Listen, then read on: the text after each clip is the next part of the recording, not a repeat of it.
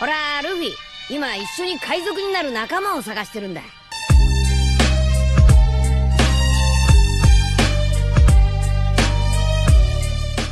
Hello guys, welcome to my channel The Wandering Zoro, your go-to destination for anime-related content. And if you're new here, don't forget to hit that subscribe button and turn on notifications so you never miss out on our latest videos. In today's video, we're going to be diving into the series, so be sure to stick around until the end, and let's get started. In the air, two figures were floating across from each other. One was a human who had green hair, deep sky blue eyes with green hair glaring at the dragon before him. This is Izuku. He will have green hair in this story. The two stared at each other with all the hatred they could muster. Below them, flames danced around with destruction was seen over the landscape, showing that a fierce battle had been fought. Acnologia, one of the original Dragon Slayers, killed all that stood in his path, be they dragon or human. His goal was to rid the world of dragons altogether. There was only one problem. The man standing before him is Izuku Midoriya. They say when he was born the world was thrown off balance. A boy born into the world of magic with otherworldly abilities unknown to all who know him. With these powers he possessed, no human demon or dragon could ever hope to best him. He was the man who stood against all who threatened humanity and his loved ones. A man who believes in understanding one another no matter what race you are, dragon, human, or demon, can lead to a better future. Although these ideals meant nothing to those who did not wish to coexist with each other, such as the dragons who did not wish to coexist with humans. There are dragons who wished to befriend humanity, while those that did not was against this ideal, which later caused a war between the dragons. It escalated to the point where the human were involved thanks to the dragons who sided with them, granting them dragon-slaying magic, which turned the war in their favor. But that was not the only thing that changed everything. Izuku, with his unknown powers, sided with them and defeated the anti-coexistent dragons and ended the war. But that victory was short-lived when the dragons who learned dragon-slaying magic turned on the ones who granted them the right to wield that magic. This need to kill dragons and bathe in their blood turned the Dragon Slayers into dragons, but one dragon stood above the rest who ruled over them and was known as their king. Acnologia, the Dragon King. The black dragon of the apocalypse, who struck fear into the hearts of many except for one. Right now, the one was floating across from the black dragon, his eyes staring at the enemy before him. Acnologia, do you really think you can continue to stand in my way? Izuku, I don't think I know. You're quite confident, aren't you? Acnologia, seeing as today will be the day I end you, cursed king, I have all the confidence in the world. Izuku, the last time you faced me, you ran away. I chose not to go after you because I thought you would learn from that fight.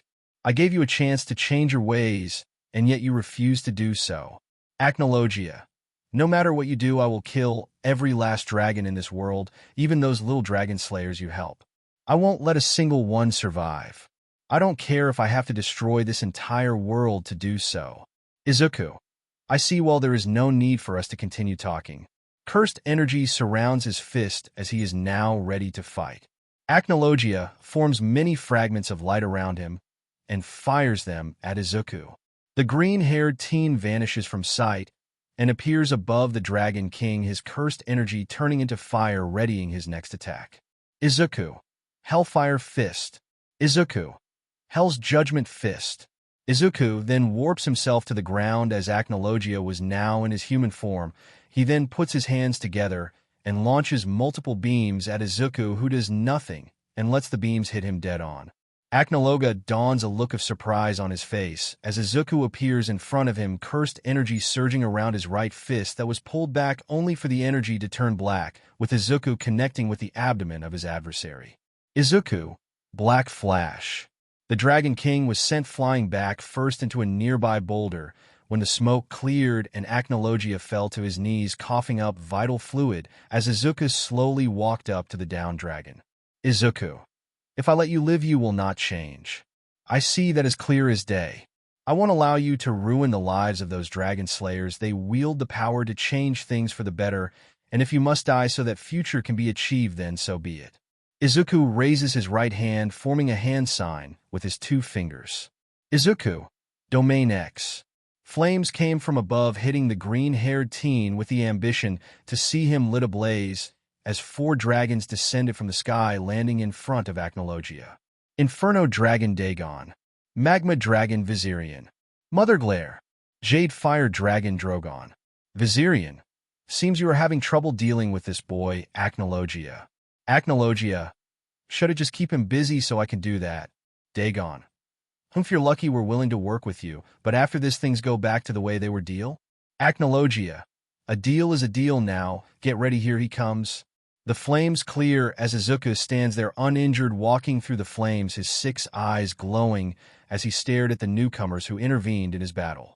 Izuku, you want to get in my way now, huh? If you side with him, then you're going to die with him. Viserion flew at the teen and channeled magma to his fist, but Izuku held out his hand. Using infinity, he blew Viserion away. Izuku then leaped into the air, avoiding the flaming green breath attack from Drogon. He then lands on the ground, sliding back, gaining some distance, but Magma Fist came falling from the sky, hitting the green-haired youth. Dagon summons multiple huge fireballs surrounding him and launches them at Izuku, hitting their mark, causing explosion after explosion. To occur. The dragons watched anxiously, seeing the flames burning. Drogon, is he dead?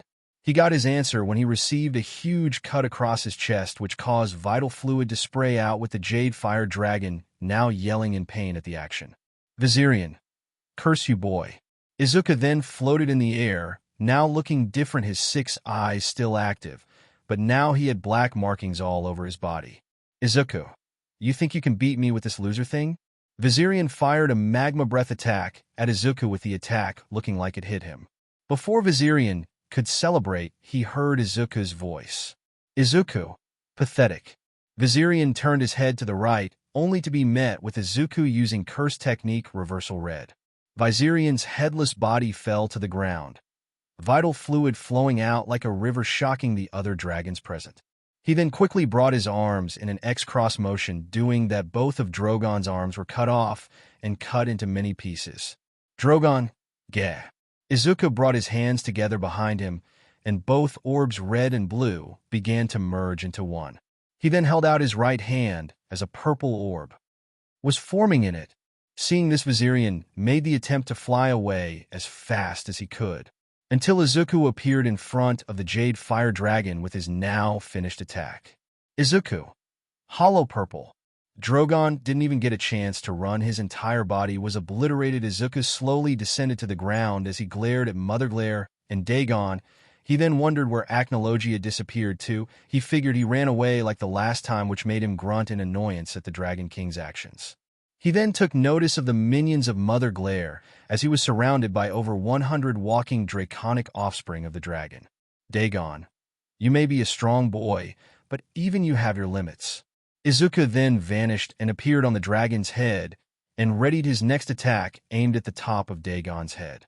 Izuku, Black Flash. The powerful strike of darkness was enough to destroy Dagon's head completely, as vital fluid sprayed outward once more as the hulking body of the Inferno Dragon hits the ground with a thud. Meanwhile, Izuku notices his last opponent. Izuku, seems like you are the only one left. Mother Glare, I do not care how many of us you kill, you are not winning today. Attack my children. The 100 draconic soldiers came at Izuku, who merely put both of his hands together. Seeing this, Mother Glare took to the sky, flying as high up as she can to avoid the domain expansion. Izuku, Domain Expansion Malevolent Shrine. In an instant, all 100 draconic soldiers were sliced into pieces. Nothing was left of them, as the dragon that gave birth to them was out of the domain's range, so Mother Glare never got hit. Izuku then released his domain as the black markings on him receded, as he dropped to a knee and placed a hand over his eyes. Izuku, that earlier battle with Acnologia took a toll on me. Oh well, I have only one. Acnologia, Prison Realm Open. Izuku, feeling fatigued after his battle with 4 dragons, and using his 6 eyes for a long period of time, was unable to react, as he found himself soon trapped by a small box Acnologia had with him. Walking up to him was Acnologia with a smirk on his face, seeing Izuku's predicament. Acnologia, I have to admit, I hated working with those fools, but seeing how powerful you were, I didn't want to take the chance of this failing. Now I have you where I want you. Izuku, what the hell is this? Acnologia, this was built by Zeref himself. I stole it from the Black Wizard knowing that this will be the only chance we have at defeating you. Izuku, hell, look at you thinking you're so smart. Acnologia. Yes, I am. He then placed a hand over Izuku's head with the green-haired teen unable to move. Acnologia.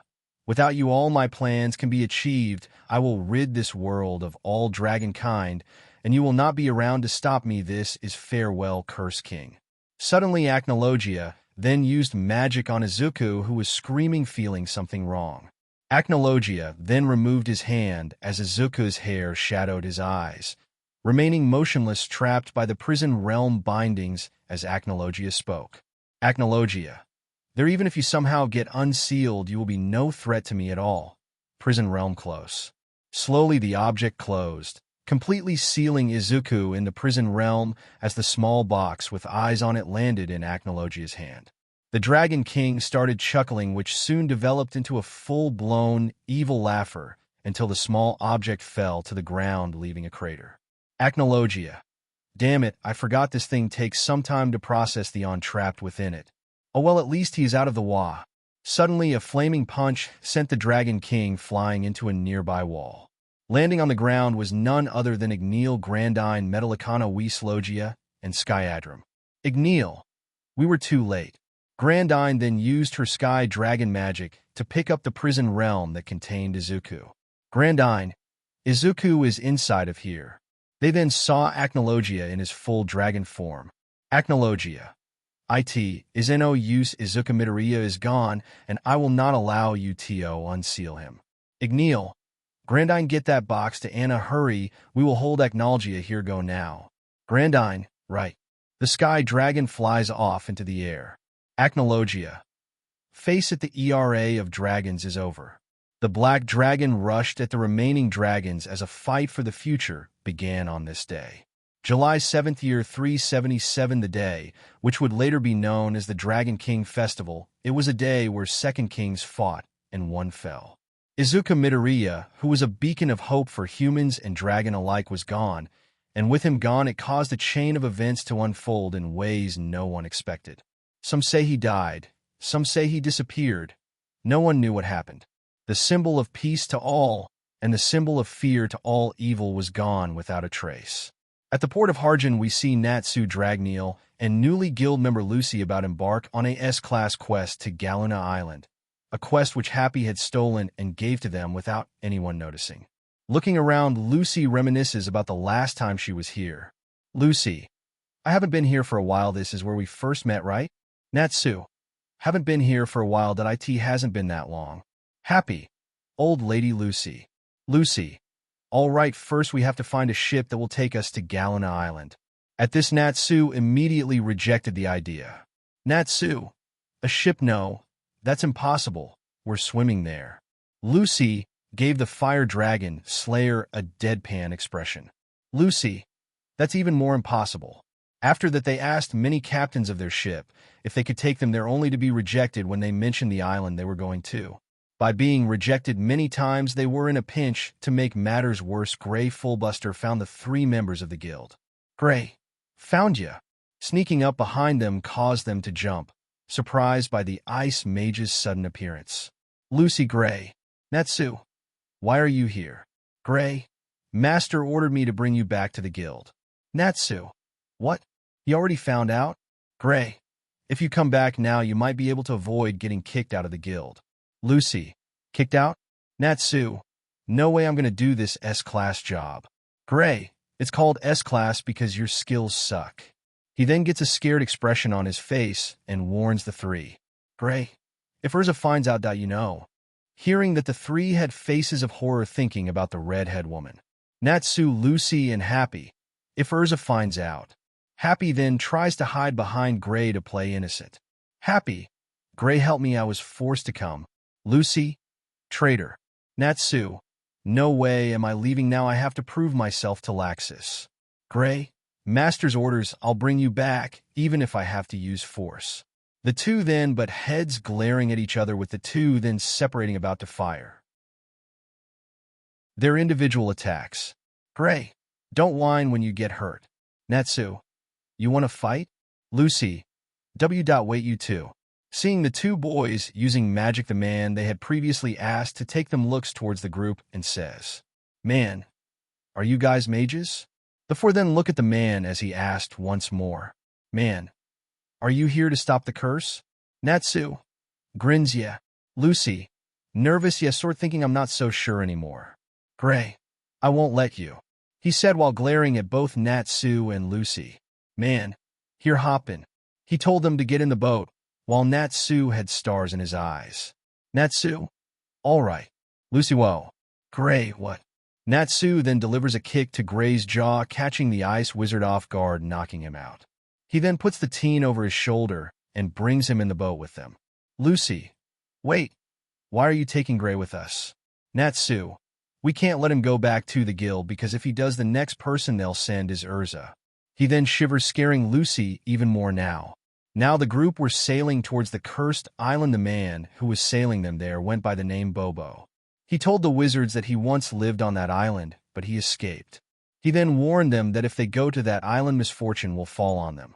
"Bobo, can you guys really get rid of this curse?"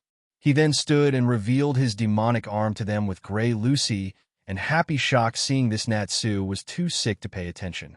"Bobo, the moon sheds its light on this cursed place. Galuna Island."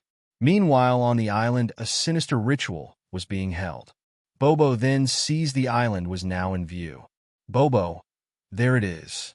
Seeing the island was now in view, the fairy tale team had a nervous sweat run down their faces.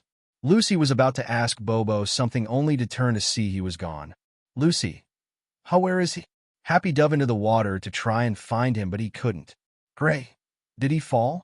Popping up from the water, Happy responded to his question. "Happy, he's not here." "Lucy, what's going on?" Suddenly the team took notice of a tidal wave taking their boat, engulfing the team completely. Lucy then awakens to find herself on the island along with her guild mates. "Lucy, this is..." She quickly gets up and asks, "Lucy, is everyone okay?" Natsu, Gray, and Happy wake up, realizing they made land. "Natsu, why are we there? Are we on Galuna Island?" "Lucy, I guess yesterday's tidal wave washed us ashore." The blonde girl then noticed something on the ground. Seeing what it was, Lucy sharked, catching Natsu and Gray's attention. "Natsu, what's wrong, Lucy?" "Lucy, there's a creepy box here." Natsu walks up to the blonde to see what she was talking about as he saw the box. Gray and Happy all saw it as well, with Natsu picking it up, holding it in his hand. "Gray, what the hell is that thing?" Natsu, "Not sure you think this is the source of the curse on the island?" Lucy, "Just leave it." Happy, "That thing is kind of scary with all those eyes on it." Natsu then gains a devilish grin. "Natsu, let's open it." Gray, Lucy, and Happy, "What?" Natsu, "Come on, I know you guys are curious to see what's inside, right?" Gray, "Natsu, we don't know what is even in that thing." Happy, "Yeah, what if you open it and some kind of hideous monster comes out?" Natsu, "I can handle it if that happens. Besides, something is telling me to open it, and I'm going to do it." He then looks all around the prison realm TRYNG to find a way to open it, but he couldn't. Natsu, "Well, guess there is only one way to open it." Lucy, "I don't think we should open it." Natsu, "Oh, don't be such a baby." Igniting his right fist on fire, he then punches the prison realm in his left hand. He then saw nothing happened once again. Gray, "Nothing now, just leave it be, foe." They then heard something as they all looked at the prison realm, and it had a crack in it. Then another crack formed on it. Lucy, "Oh no, Natsu, you idiot." Cracks then form all around the cube, with it soon breaking apart. Suddenly a bright light comes from what used to be the prison realm. It was so bright that the fairy tale team was blinded and shielded their eyes. When the light finally went away, they opened their eyes to see something they would least expect. Lucy, "It's a person." Gray then walks up to him, checking on Izuku's pulse. Gray, "He's alive." He then goes and shakes Izuku a bit. In Izuku's mindscape, Izuku opened his eyes to see 5 spiritual forms in front of him. Megumi Fushiguro, Hajime Kishimo, Urame, Mahito, Toge Inumaki. Megumi, "It appears the time has come." Izuku, "What are you?" Urame, "It seems you do not remember. Do not fret, we are here seeing you for a reason. What was once whole has become scattered and must be put back together." Mohito, You will understand the meaning behind that someday, but for now, do not worry, hold out your hand. Izuku, confused as he was told, and held out his right hand while the five in front of him placed their hands over his. Megumi. The day will come when you will understand your purpose. Farewell. The five figures then turned into ball of light, and they went inside of Izuku with a bright light soon engulfing the entire mindscape. Feeling someone shake him, Izuku slowly opens his eyes to see Gray, Natsu, Lucy, and Happy all around him. Gray. He's awake. Hey man, are you alright? Izuku then sits up looking at the fairy tale team and asks, Izuku, where am I? Gray. You're on Galena Island. You came from some kind of weird box. Izuku. Weird box. Izuku then looked at what remains of the prison realm. Izuku. I see. He then looks at the fairy tale team and smiles. Izuku. Thank you all so much for freeing me. I am in you debt. He then stood up. In this story, Izuku is 6 feet 0 inches. Izuku. My name is Izuku Midoriya. Thank you for saving me. Natsu. In problem, the name's Natsu Dragneel. Lucy. I'm Lucy. Gray. Gray Fullbuster. Happy. I am Happy. Izuku. Thinking Natsu Dragneel. Why does he look so familiar? Izuku. It's nice to meet all of you. Natsu. So, why were you in that weird-looking box? Izuku. Well, let's see, I remember I was tired after fighting someone. Something happened where I lost consciousness, and now I woke up here. Not really much I can tell you. My memory is kind of foggy. So, what are you guys doing here? Natsu. We're on an S-class job. Izuku. S-class job? Happy. Yes, so are you wizard? What guild do you belong to? Izuku. Guild? I am not affiliated with any guild. Yes, I am a wizard. Lucy. Really? Izuku. Yeah, I honestly don't even know how long I was in that box. Natsu. Hey, since you don't have anywhere to go, how about you come and join our guild, Fairy Tale? Izuku. You want me to join your guild? Happy. Yeah, it's a lot of fun. Izuku. I guess I could give it a shoot. Hey, do you mind if I help you guys with your job? I want to repay you for helping me out. Lucy. You want to help us? Lucy. Izuku. Yeah, I want to help you guys and pay you back. Natsu. Sure, no problem. Now let's go explore. He was about to head into the forest until Gray spoke. Gray, wait. Natsu, what? We've already come this far. You can't take us back. Gray. No, I'm coming with you guys. This surprised the blonde and the pink-haired Dragon Slayer. Gray. It'd irritate me if you guys get to the second floor first. And if you get expelled, then that'll be boring. He then smirks at them and says, Gray, let's go. Lucy, Natsu, and Happy smile at that while Izuku was a little confused on what they were talking about, but he would just ask later. Everyone, yeah. The team of 5 made their way into the forest to find the village on the island. There you have it, everyone. Chapter 1 is out like I promised, and Izuku is unsealed and is joining the fairy tale team on their mission. Stay tuned for more. The best is yet to come. The fairy tale group along with Izuku are now standing in front of a large gate that was the entrance to the island's village. It had a sign on it that read, Keep out. Gray. Keep out. What kind of village is this? Lucy. Excuse us, could you please open the gate? Natsu. This sucks. Let's break it. Lucy. No. 2 guards standing at the very top of the gate responds to them. Guard 1. Who's there? Lucy. We're from the Mage Guild Fairy Tale, that we saw your request. Guard 1. Fairy Tale? We know nothing about you guys accepting our request. Gray. I think there was some confusion. If we can't get in, we'll leave, though. Natsu. I'm not leaving. The guard asked to see their guild marks, as they did even Izuku, who borrowed a mark from Gray, drawing the guild mark on his right hand just in case. The guards then raised the gates, with one going to get the mayor. When the group walked into the village, they saw a bunch of people wearing cloaks and masks covering their faces, keeping them from being seen. Mayor. Thank you for coming here, mages.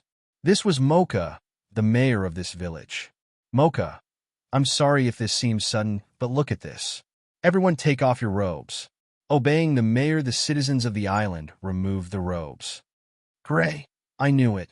Lucy then gulps, seeing the citizens, but she then sees something else, causing her eyes to nearly pop from her skull. Lucy. Awesome sideburns. Mocha. Actually, I wanted to show you this arm, he said, raising his right arm, showing it to the fairy tale team. Mocha, everyone on this island, even the dogs and birds, are affected by this curse. Gray, it's not like I'm questioning you, but what makes you think there's a curse on this island? Can it be some kind of disease? Mocha, I've shown this to many doctors, but they all said there's no such disease. Mocha, also the moon's magical power has something to do with it. Look. Lucy, the moon's magical power? Mocha, ever since ancient times this island has accumulated moonlight. This made the island so beautiful that it shined like a moon. But a few years ago, the moonlight started to turn purple. Natsu, purple? I have never seen the moon like that. Lucy, nope. Mocha, people from the mainland all say that. Mocha, but in reality the moon really did turn purple on this island. After the moon showed up, our bodies started to change. Mocha, this is the curse of the moon's magical power. Suddenly, the people all started to turn into demonic-looking creatures, shocking the fairy tale team. Mocha, sorry if we scared you. When the purple moon is out, our bodies change into these ugly demons. Mocha, I acknowledge you as famous mages. Please save our island, that if this keeps going on, everyone will lose their soul and turn into demons. Natsu, I won't let that happen. Mocha, there is only one way to break the spell.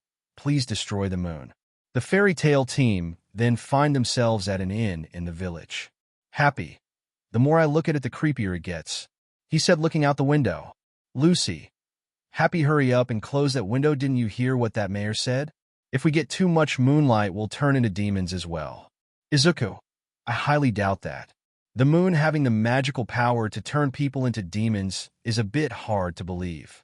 Natsu, but then that's troublesome. Gray, no way we could destroy a moon. Izuku, there is a possibility that this could be the work of something else other than the moon. There could be something on this island causing what it could be. I am not sure. Natsu, I have no idea how many punches it'd take to actually destroy it. Gray, you're actually going to try? Gray, it's impossible to destroy a moon. Lucy, I agree. I think no mage can do such a thing. Natsu, but destroying the moon is the request this time. If we can't do it, that'd be a disgrace to fairy tale. Izuku, there are many things wrong with that request though. 1. There is no possible way you could get to the moon with it being so far away. 2. Going that high in the air towards the moon would make you leave the Earth's orbit, and plus the moon is in space, which makes it hard for you to breathe. Gray, thank you for proving my point. Lucy, destroying the moon. That solution comes from the victim's point of view. Like Izuku said, there should be another way to break the spell. Gray, I wish there was. Both Natsu and Happy fall back on their sleeping mats. Natsu, fine, tomorrow we'll explore the island. Let's just sleep tonight. Happy, aye sir. Gray then lies down on his mat. Gray, we'll think about it tomorrow. Lucy then rubs her eyes, showing she was sleepy as well. Lucy, yeah, I'm sleepy too. She then looks at Izuku. Lucy, hey Izu. She saw Izuku sitting down, leaning on the wall, sleeping. She then decided to lay down on her mat in between both Gray and Natsu and Happy. Although Lucy was unable to sleep, hearing and Gray snoring, that meanwhile Izuku, hearing the snoring, decided he would leave the room and sleep on the roof. Morning.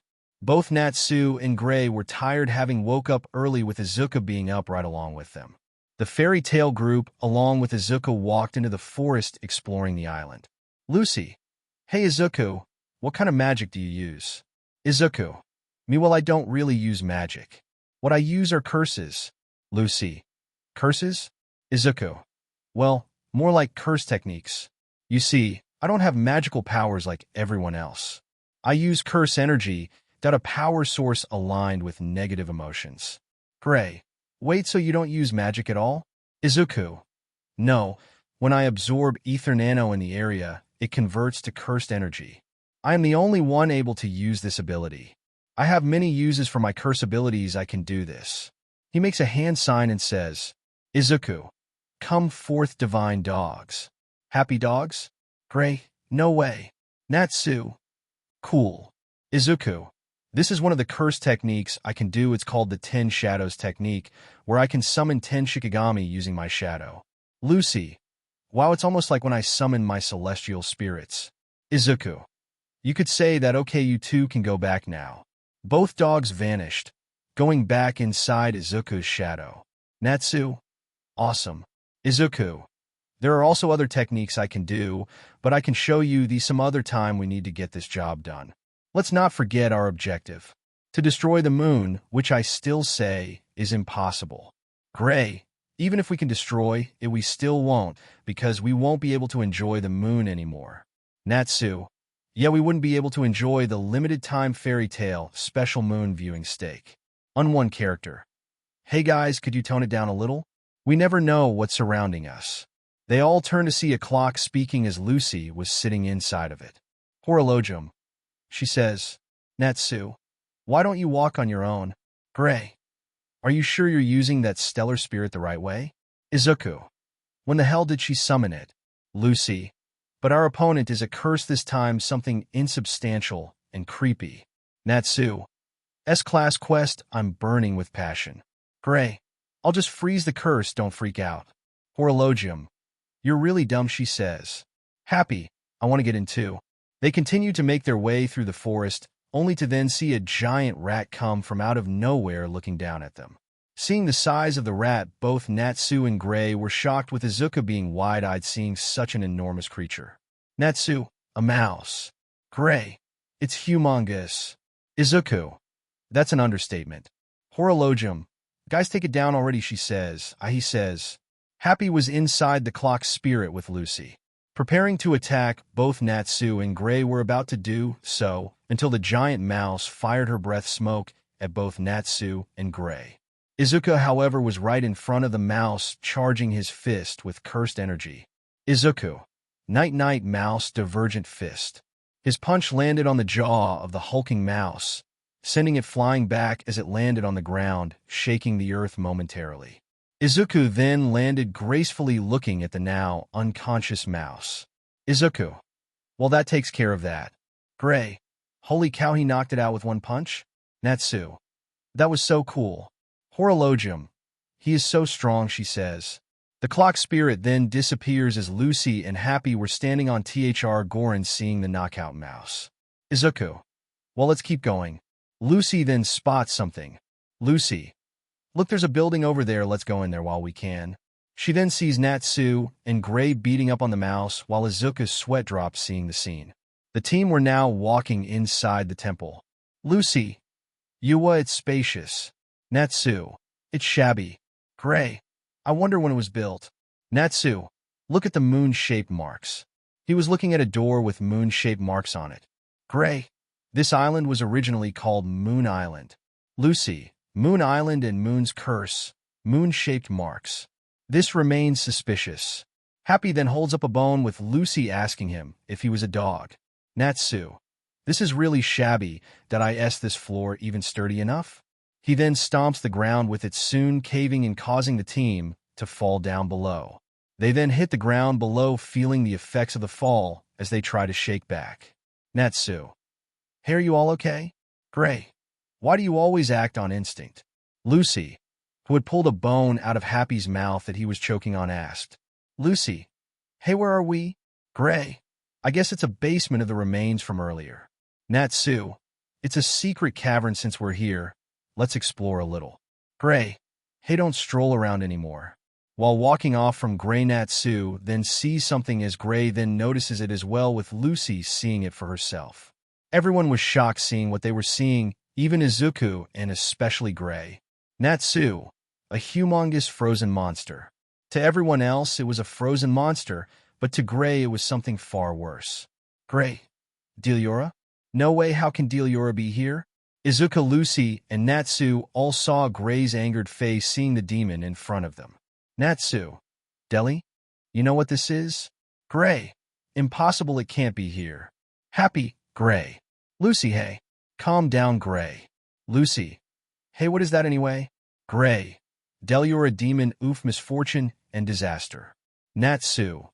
Demon of misfortune and disaster? Gray. It hasn't changed one bit. Izuku stood there staring at the demon in the eyes, feeling something faint, but he could feel something like someone's soul. Izuku. thinking what is this feeling? They then heard someone approaching, so the team hid themselves behind some rocks as two people came in. Unone character. Is it around here that you heard the voices? Unone character. Daytime, I'm sleepy. He then looked towards his partner and asked, Unone character. Did you get some of that moon drip on you? Unone character. I didn't. A girl then walked up to the two men. Unone character. Yuka Toby, I have sad news. Angelica was harassed by someone. Toby, it's just a mouse. Unone character. She's not just a mouse. Angelica is a hunter that gallops the darkness and love. Lucy, something's severely wrong with her. Natsu, they're not from this island. They smell different. And they don't seem to be cursed. I'm not sure about that ear guy though. Yuka, intruders at? Unone character. Moonlight would gather soon. But how sad this is that let's get rid of them before the cold emperor hears about it. Yes, before the moon shows herself. Yuka, since they saw Deliora, we can't let them get back alive. Unone character. Eternal sleep to the intruders that I in other words love.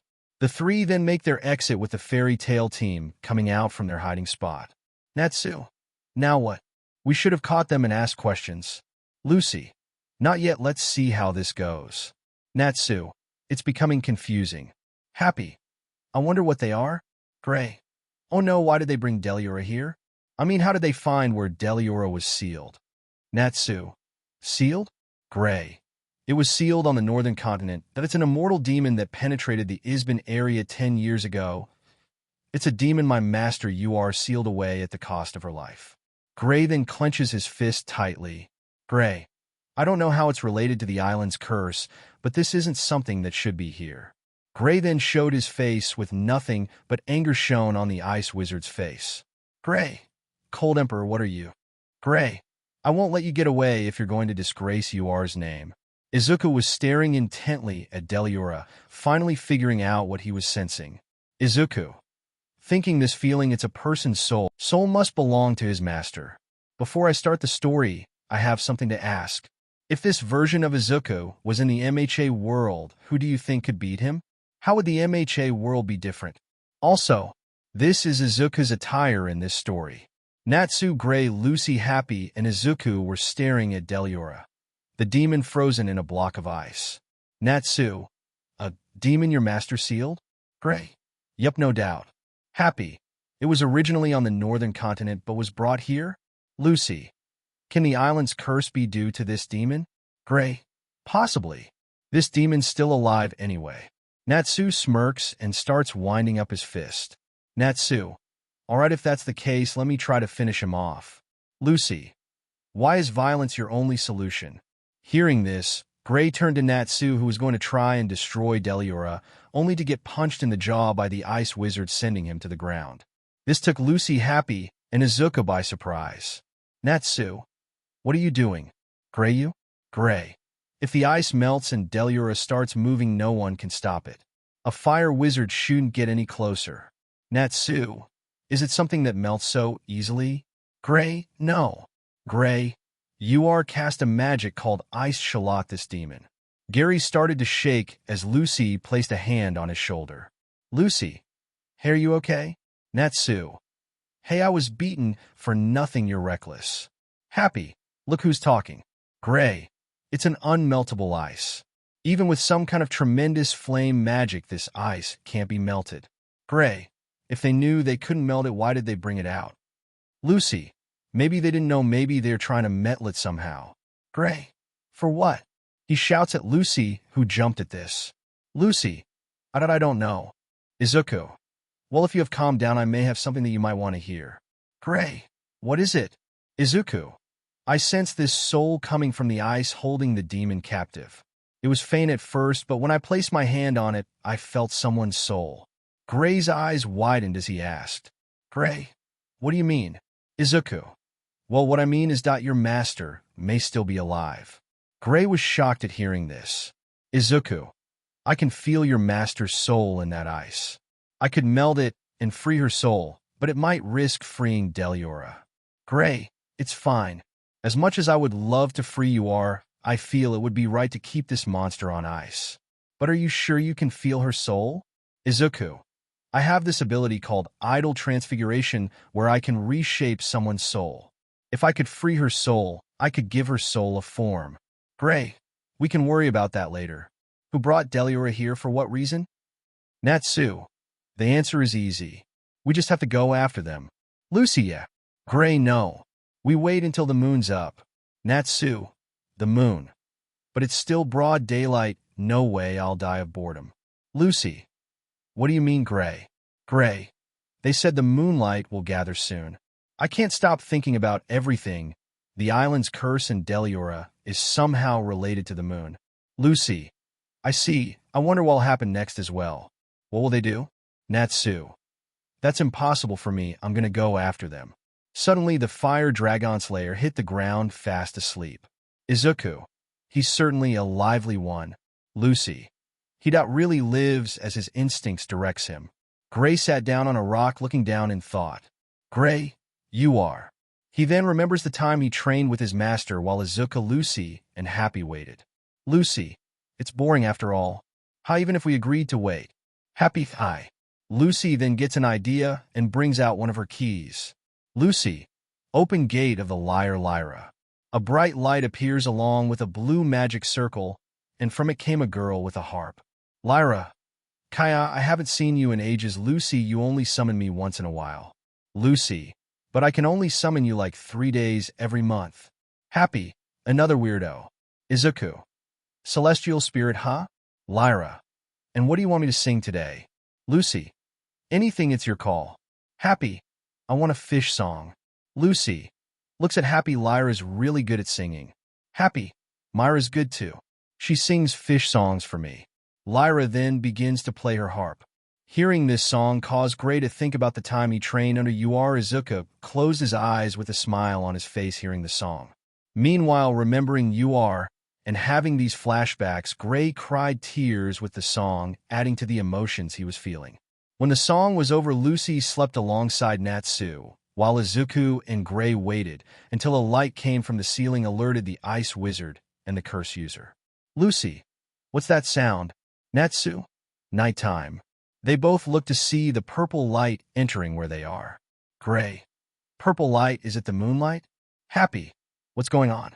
The light hits the frozen Deliora. Upon seeing this, Gray, Natsu, Lucy, Happy, and Izuku ran off to find where the light was coming from. They then made it to the top where they saw a group of people wearing cloaks and masks surrounding the light like some ritual. Natsu. What's that? Lucy. The moon, they really are gathering moonlight? And they're exposing Deliora in it.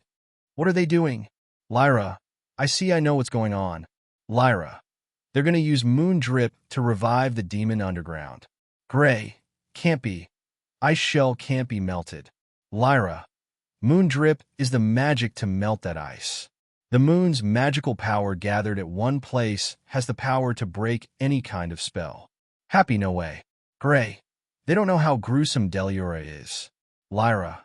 Whatever the island's people think that curse is, I think it's due to moon drip. The moon's magical power gathered at one place is so strong that it can contaminate the human body. Natsu. They. Lucy. Wait, someone's coming. They then saw someone approaching followed by the 3 people they saw earlier. Yuka. Oh no, I was awake during the day, so I'm sleepy. We couldn't find the intruders either. Toby. You're sure there were some? Unone character. Sad news, Cold Emperor. There were intruders during the daytime, but we let them get away. I can't speak of love like this. The man now known as the Cold Emperor spoke. Cold Emperor. Intruders. Hearing the person's voice, Gray immediately recognizes who it was. Natsu. Cold Emperor? Lucy. He's acting so high and 80 wearing that mask. Cold Emperor. Isn't Deliora revived yet? Unone character. Probably by today or tomorrow. Toby, which is it? Cold Emperor. We're almost there. Cold Emperor. About the intruders, I don't want anyone to get in the way now. Unone character. I understand. Only the village on the other end of the island has humans there. Cold Emperor. Go ahead and obliterate that village. Unone character. Yes, sir. Yuka. Roger. Toby. OHN. Natsu. What? Lucy. Townspeople have nothing to do with this. What should we do? 1. Gray. Lie. Izuku. They are willing to kill innocents for their own selfish goal? Natsu then stands up and yells, Natsu, I'm tired of sneaking any longer. He then blasts flames from his mouth to the air. Natsu, we're the intruders. This caused the Cold Emperor to look in their direction, as well as the others. Izuku. And there goes the element of surprise. The girl known as Sherry then spoke. Sherry. That mark they are from Fairy Tale. Yuka. I see the townspeople contacted a guild for help. Cold Emperor. What are you doing? Go obliterate the village. He ordered his subordinates. Natsu. Why? Cold Emperor. Anyone who gets in our way, anyone with such plans. You're all our enemies. Angered by his words, Natsu was about to charge until Gray rushed ahead of him. Izuku, seeing a fight was inevitable, removed his black jacket and got ready. Channeling magic to his hands, Gray charged at the Cold Emperor. Gray, stop that useless ritual. Placing his hands on the ground, he created ice spikes heading for the mask-wearing man, who merely placed his hand on the ground, stopping the attack with ice spikes of his own. Gray. Lion, what do you think you're doing? The man now identified as Lion speaks. Lion.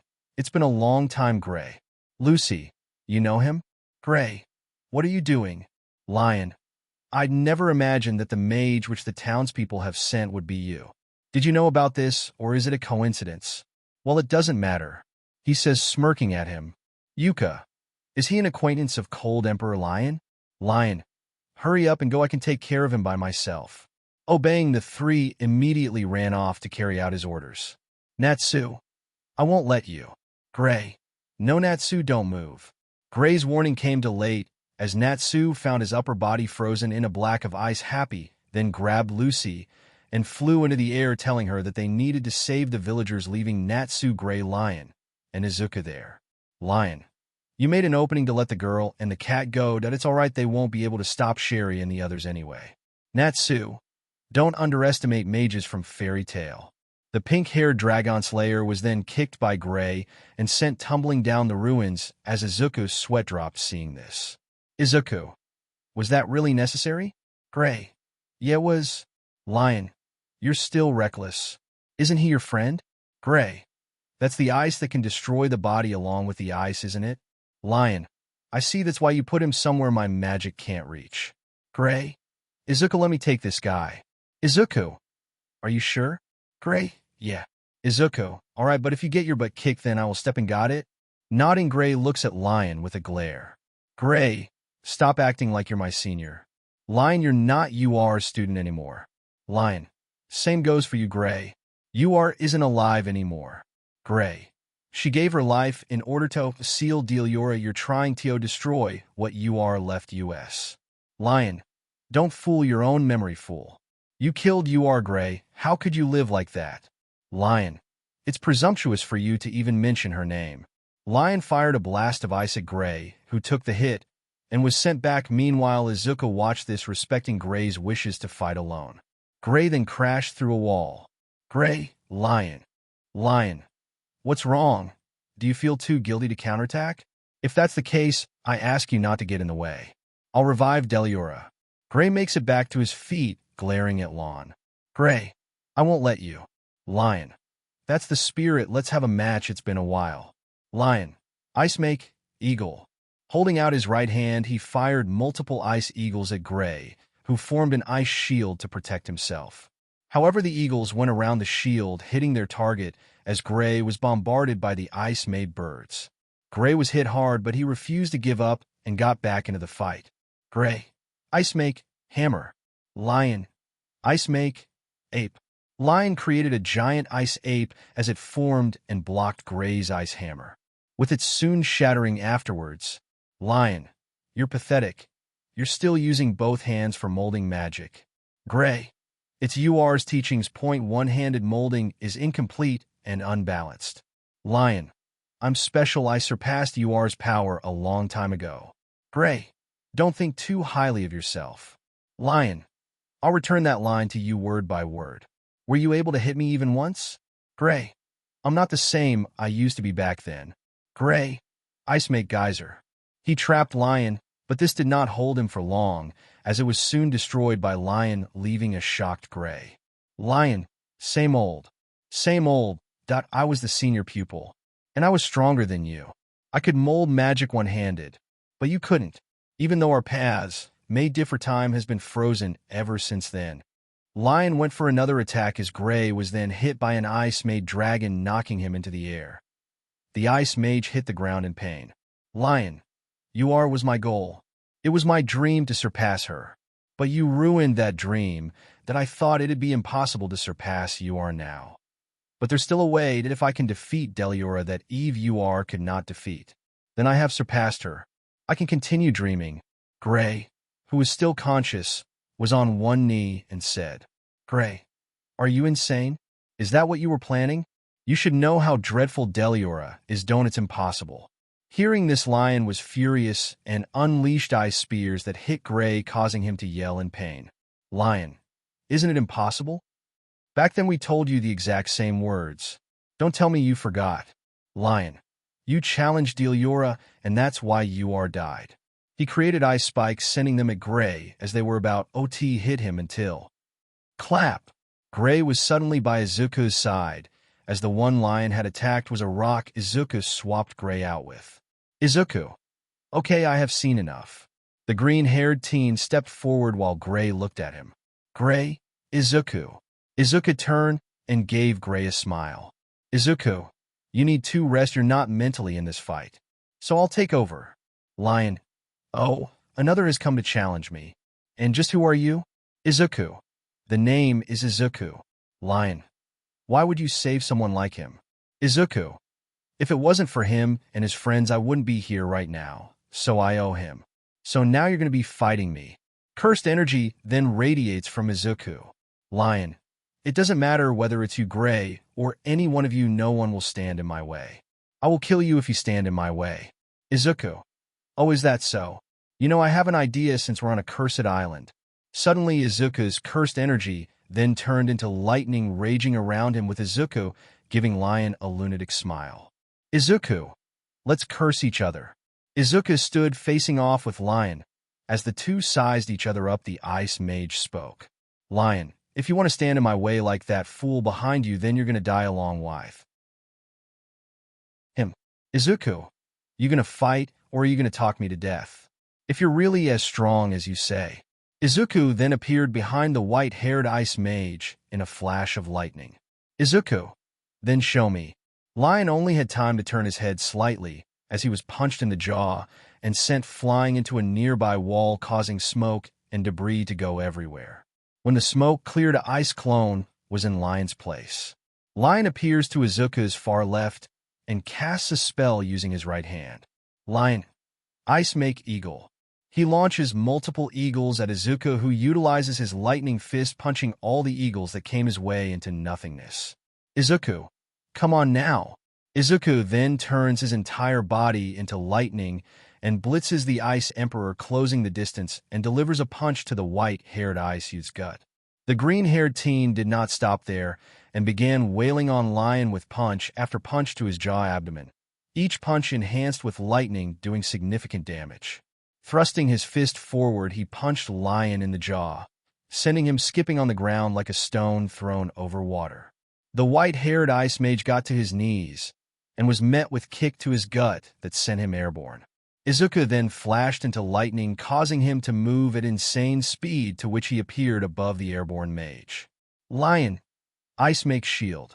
He creates a shield to protect him from Izuku's next attack, which was a lightning-infused axe kick, to which Izuku connect with the shield to Lion's shock. The kick shattered the shield, which then lands on the abdomen of Lion, who screamed in pain as he was sent to the ground with a boom. Gray, seeing this, could not believe it. Gray, no way, he's actually winning against Lion. Izuku then lands on the ground to see Lion and went through the pyramid they were standing on as he spoke. Izuku, is this the power you're going to use to kill Deliora with? If it is, then you won't even scratch that monster. Lion comes from the hole with bruises and scratches on him as he was barely able to move. He glares at Izuku, who smirks at him. Lion, I won't let you get in my way. Using one-handed casting, he creates a giant ice ape behind Izuku, who merely looks up at the frozen beast about to strike him. The ice ape then punches the green-haired youth, or what he believed was the green-haired teen. But Izuku was above the ape and drove a ferocious lightning punch to the beast's head, shattering it. He then smirks at Lion and says, Izuku, next. Lion. Ice makes snow tiger snow dragon. A dragon and a tiger made from his ice appeared in front of Lion, who was breathing heavily. While Izuku smiled the crazy smile, he vanishes and appears behind both frozen beast that shattered as he looks at Lion. Izuku, you're finished. Lion's body hit the ground with a thud as Izuku looked down at the cold emperor. Gray, thinking I can't believe it, he beat Lion and made it look so easy. Izuku's right fist radiated lightning as he walked up to the downed white-haired ice mage. Izuku, now too. The greenette had to jump back as multiple of green orbs were launched down at him, causing him to get some distance between him, and Lion, as a masked man, was now standing in front of the downed emperor. Unone character. You took quite the beating, didn't you, Cold Emperor? The masked individual placed a hand on Lion, and they vanished from sight. Izuku. So he has another person working with him? Gray. Damn it, he got away. Izuku walked up to Gray, checking on his condition. Izuku. We can worry about that later. Right now you need to rest. Gray. No, we have to go after him. He can't release Deliora. Gray stands groggily to his feet. Izuku. Oh well, tough love it is then. Izuku then punched Gray in the gut, making the ice wizard go unconscious with him holding onto him, keeping him from hitting the ground. Izuku. Going after them in your condition would only make things worse. He made his way down from the pyramid holding Gray over his shoulder, as he saw Natsu, whose upper body was still frozen. Izuku. Natsu, you're all right. Natsu. Yeah, what the heck happened to Gray? Izuku. That cold emperor guy did a number on him. Don't worry though, let's get him back to the village. Natsu. Yeah. They began to walk back to the village as Natsu commented on Gry's condition. Natsu. Lame, he looks like he was almost beaten to death. Izuku. Yeah, he would have been if I did not step in and save him. Natsu. Hold on, you fought that guy? Izuku. Yeah, I did. Natsu. No way, did you win? Izuku. Of course I did. I'm still standing, aren't I? They then made it back to the village where Lucy had a pitfall trap set up. As Izuku saw this, he jumped over it while Natsu fell into the trap. Natsu. Hey, who pulled this little prank at times like this?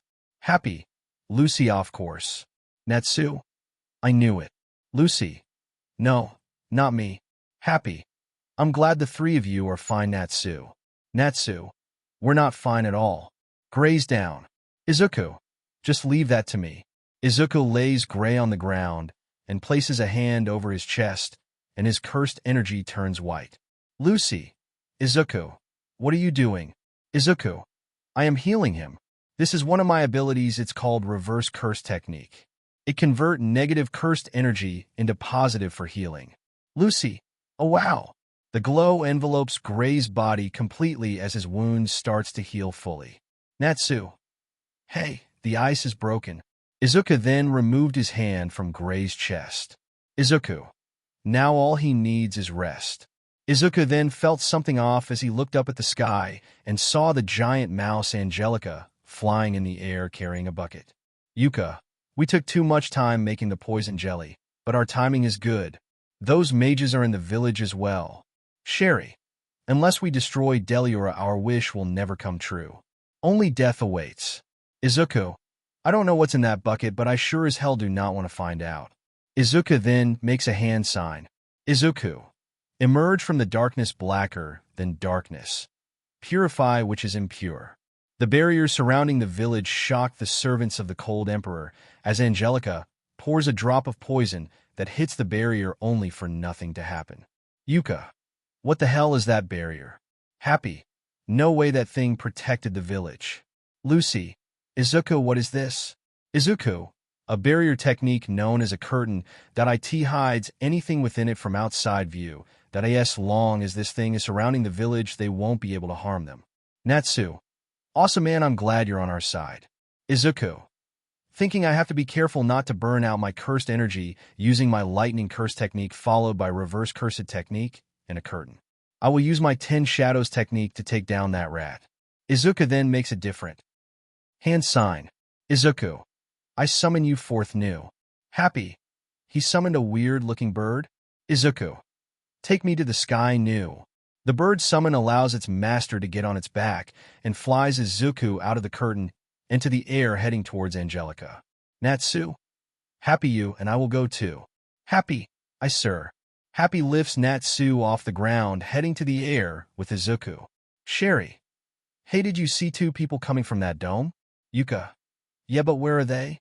Suddenly Izuku and Natsu appeared in front of the giant mouse, who upon seeing Izuku got scared. Izuku. Ready, Natsu? Natsu. Born ready. The Fire Dragon Slayer ignites his fist with fire as Izuku channels cursed energy to his fist. Izuku. Divergent. Natsu. Fire Dragon's Iron. Izuku / Natsu. Fist.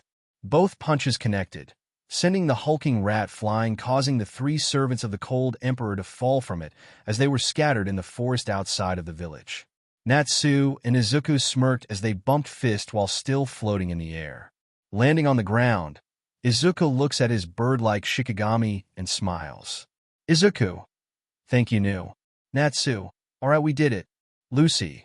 You two were amazing. The citizens were cheering for the wizards, but the cheering was soon interrupted by Yuka kicking over the grave of the mayor's son as the three servants of the Cold Emperor makes their presence known, though they looked worse for wear. Sherry. We have to eliminate all of the Cold Emperor's enemies. For pity's sake, we were going to give you a quick death. But I guess we'll see a lot of violence now. Yuka. About 50 villagers, 3 mages. Happy. I'm here as well for mages. Yuka. It'll be over in 15 minutes. Toby. Ooh. Mocha. How dare they? They destroyed Bobo's tomb. The villagers then grab the mayor and leave the situation to the mages present. Sherry then looks at the retreating villagers and says, Sherry, I won't let you get away. The Cold Emperor's orders were total obliteration. Angelica. The large mouse monster springs back to life, ready to do her master's bidding. Izuku. That's one tough rat. Sherry gets on the creature's back and flies into the air, but Lucy was holding onto its foot as it flies. Lucy. Huh? I grabbed onto it for some reason. Izuku. Hey Natsu, is that girl you know okay in the head? Natsu. You know, I am beginning to ask that question myself. Lucy was trying her hardest to stop the rat by punching its foot, which had no effect. She then began tickling the monster, causing it to laugh hysterically, making her tail stop spinning. Sherry. What are you doing? If your tail stops. The giant rat fell down to the ground into the forest, taking Lucy with her, leaving Toby and Yuka to Natsu and Izuku. Yuka. Oh gosh, I bet she'll snap. Toby. I didn't. Yuka. Not you. Natsu. I wonder if she's alright. Hopefully she didn't get crushed. Happy. If she got crushed. Happy. If she got crushed, she's likely dead. I'll go take a look. The blue cat flies off in the direction where Lucy fell, leaving Natsu and Izuku alone with Yuka and Toby. Natsu, alright, thanks. Natsu turns his attention back to the two enemies in front of him and Izuku. Natsu. We'll take care of this. So, Izuku, who you got? Izuku. I'll take the dog guy. He doesn't look strong, but I guess he'll do. I goose, that leaves the eyebrow guy to you. Yuka. Hey. A red seal then appears on Izuku's right wrist as he spoke. Izuku. I summon a cursed tool, Playful Cloud. The seal glows brightly as a 3-section staff comes from it as Izuku holds it in his hands. Natsu. Whoa, so cool, it's almost like Urza's magic. Izuku. Okay, let's dance, Dogman. In an instant, Izuku was in front of Toby, spinning Playful Cloud, and lands a hit on the Dogman's jaw, sending him flying into the forest. Izuku. Wait, don't tell me that's it?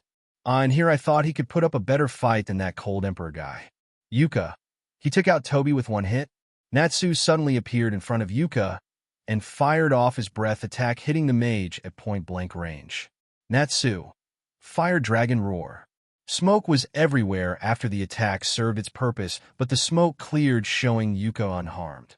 Yuka. Such a violent flame. Don't tell me that your fairy tales rumored salamander. Toby then walks back into view, surprising Izuku and Natsu. Izuku. I hit that guy and sent him into the forest. How the hell is he standing? Yuka. We won't be defeated so easily. though we were once mages that belonged to a famous guild too. Izuku, is that so? Well then that's good, seeing as it would not be fun for us if you went down so easily. Yuka, that's right, the guild Iron Rock Jura belonged to. You must have heard of the mage guild Lamia scale. Natsu then blasts fire at Yuka, stopping his rambling as Izuku was once more on Toby, utilizing the playful cloud by hitting the dog-looking individual multiple times. Yuka, listen to my story until the end. Natsu, it's none of our business. It doesn't matter which guild you're from or whose friend you are. You're targeting our client means you're bothering our work. Meaning you're enemies of Fairy Tail, that's a good enough reason to fight. Toby then crashed into the ground hard by Yuka, who saw his friend was beaten badly with bumps on his head with a black eye and scrapes on his body. Izuku, I didn't kill him. I made sure to hold back as much as I could, I wouldn't kill him. Now. He then points playful cloud at Yuka and says, Izuku, it's your turn now, eyebrows. Natsu, hey Izuku, leave this guy to me, alright? Izuku, are you sure? Natsu, yeah, besides you just had your fun with the dog guy, this guy is mine. Izuku, okay then.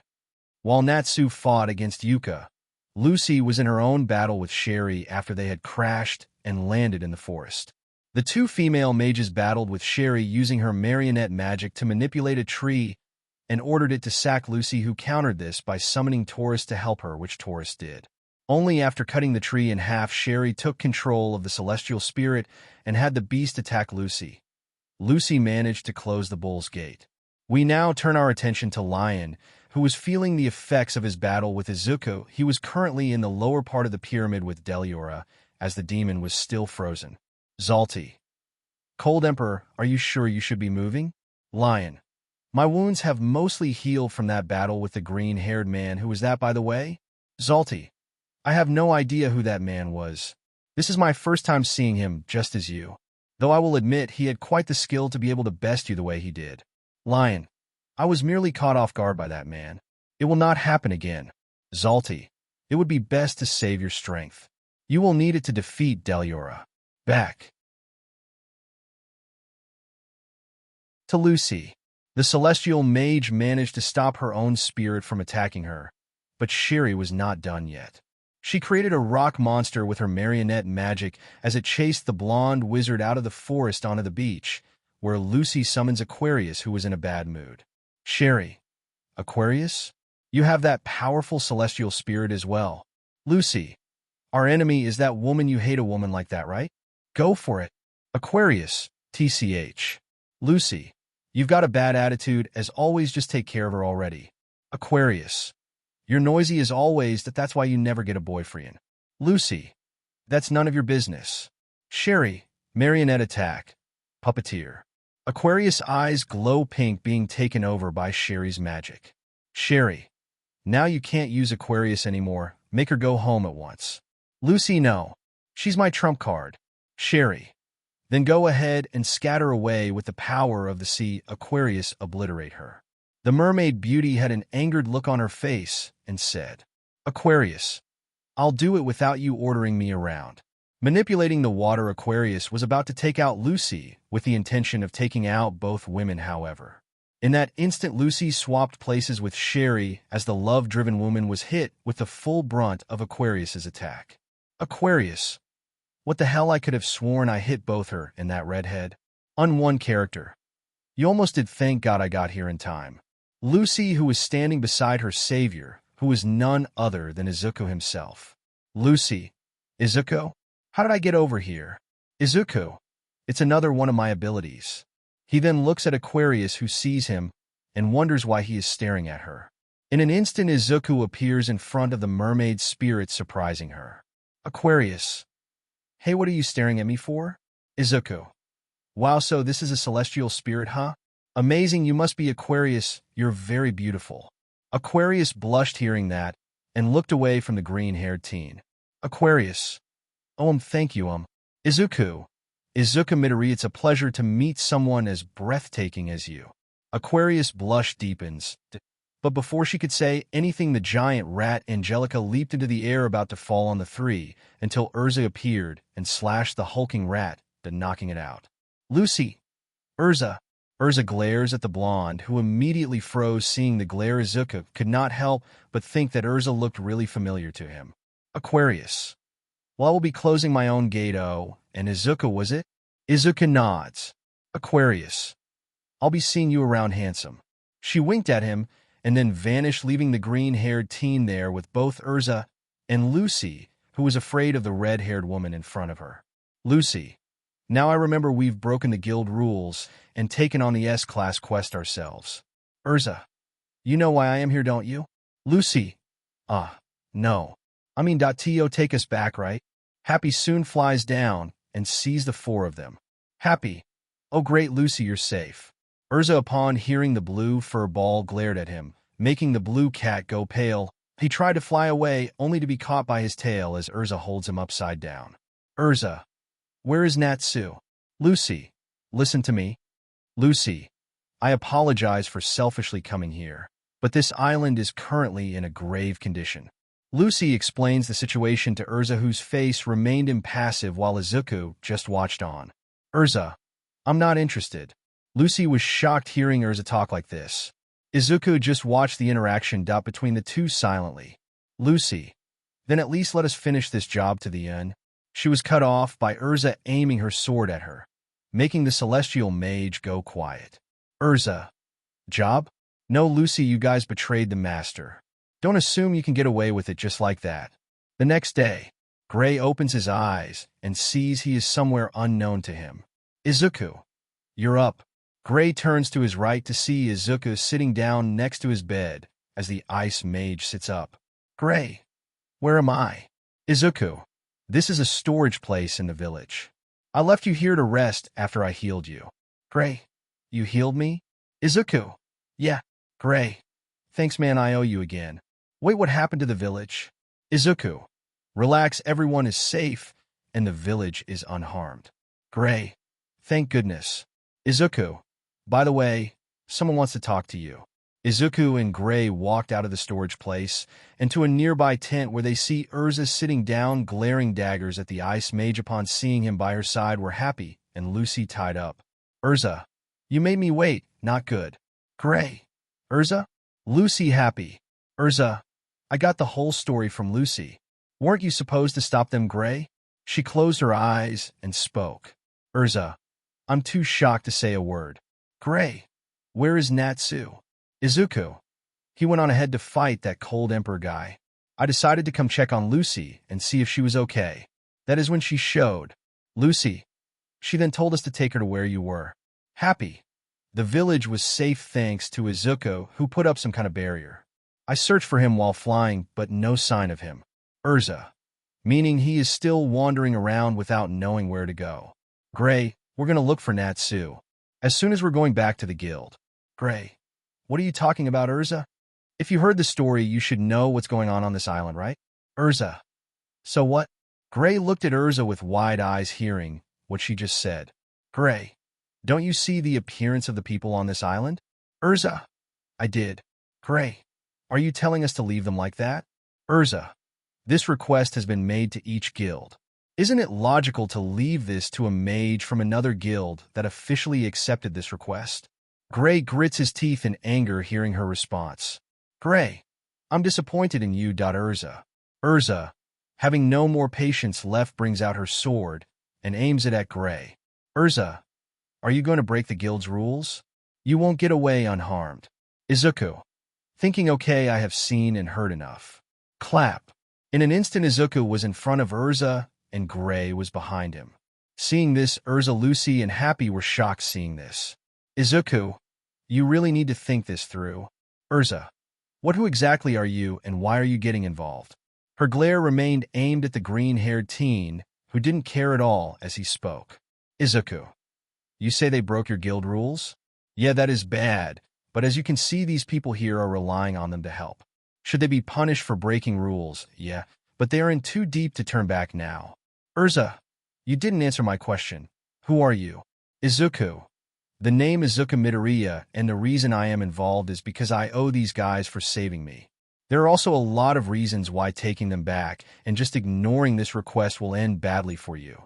Urza, and what reasons are there? Izuku, I will give you 3-1. Take them back to the guild right in the middle of the quest would leave this village unprotected. Point 2. Doing that will surely cause your guild's reputation to take a major hit, especially if you left these people to die. Point 3. What will happen when those people free that demon below the pyramid and they can't stop it? By taking them away, you leave this place unprotected, and that demon will kill all the people on this island before moving on to another place to kill more innocent people. Izuku then moves her sword from away and gets in Urza's face, matching her glare with one of his own. Izuku, now let me ask you something. Can you do it? Can you live with the weight of not only your guild's reputation taking a hit like that?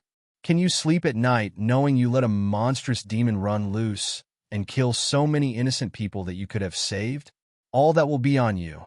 Rules are important, but what's more important, obeying rules or letting people die when you could have saved them? His explanation shocked Urza.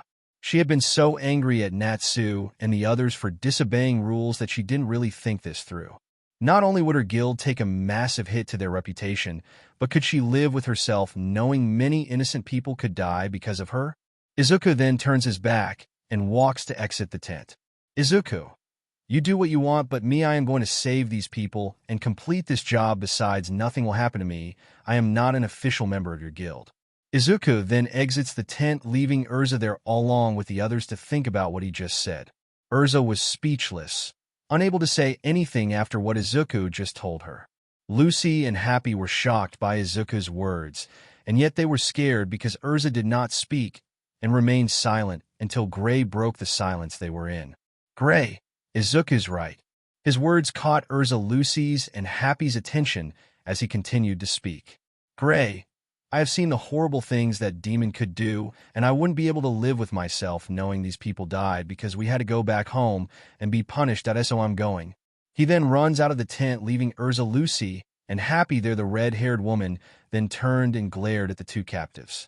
Lucy, scared. Wai, Urza, calm down. Happy, yup, Gray lost his old friend, and he's just too excited. And Izuku, well, we don't know what goes on in his head. She then cuts the ropes holding them both. She then turns and walks off. Urza, let's go. This is absurd. I'll take care of it after this job. This brought a smile to both of their faces. However, Urza was not done talking. Urza, don't misunderstand. You'll still receive punishment. Lucy and Happy, Izuku was standing in the forest looking at his divine dog sniffing around the area as Gray approached him. Gray, hey Izuku. Izuku notices the ice wizard and speaks.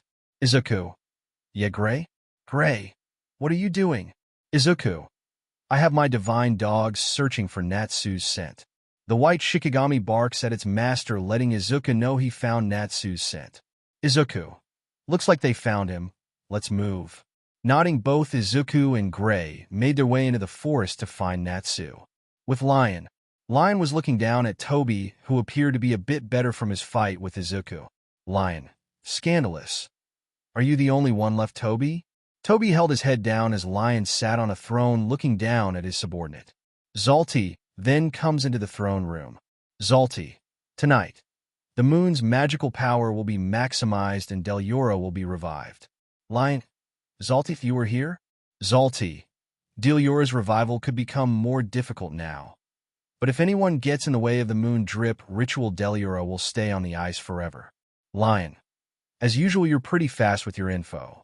Zalti, your opponents are Salamander and Titania, and let's not forget that green-haired man. Toby, well, I'm so sorry. Lion, this is nonsense. I should have just taken care of them myself. But they can't beat me with my ice blade that surpasses you are. Zalti, that sounds very reliable. So shall I join the battle after a long time? Toby, shocked you can fight as well? Zalti, yes, that a little bit of lost magic. Their conversation was interrupted when the pyramid started shaking. And debris were falling. Toby, an earthquake slash. Lion, sweats this is? Toby, the ruins are falling apart. He was cut off due to the building tilting.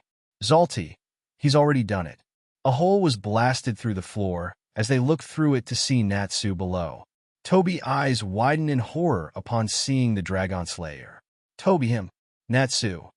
Things break easily while we aren't aware of it, but if we actually try to break things, it's pretty hard. Lion had an angered expression on his face, glaring down at the pink-haired Dragoon Slayer. Lion, what's the meaning of this? Natsu glares up at the group and says, Natsu, the ruins are tilted, aren't they? Now the moon won't shed its light on the devil underground. Both Ice and Flame Mage glared at each other. Lion, Fairy Tale, Zalti, it seems he tilted these ruins. Toby, no, I have absolutely no idea what happened. Zalti, he destroyed about half of the prop that was supporting these ruins so that it would tip over. This way the moonlight won't reach Deliura. You're pretty smart despite your appearance. Natsu ignites his feet with fire, preparing to attack. Natsu, put a sock in it. Lion, flames on his legs? Natsu blasts himself upwards, heading for the Cold Emperor.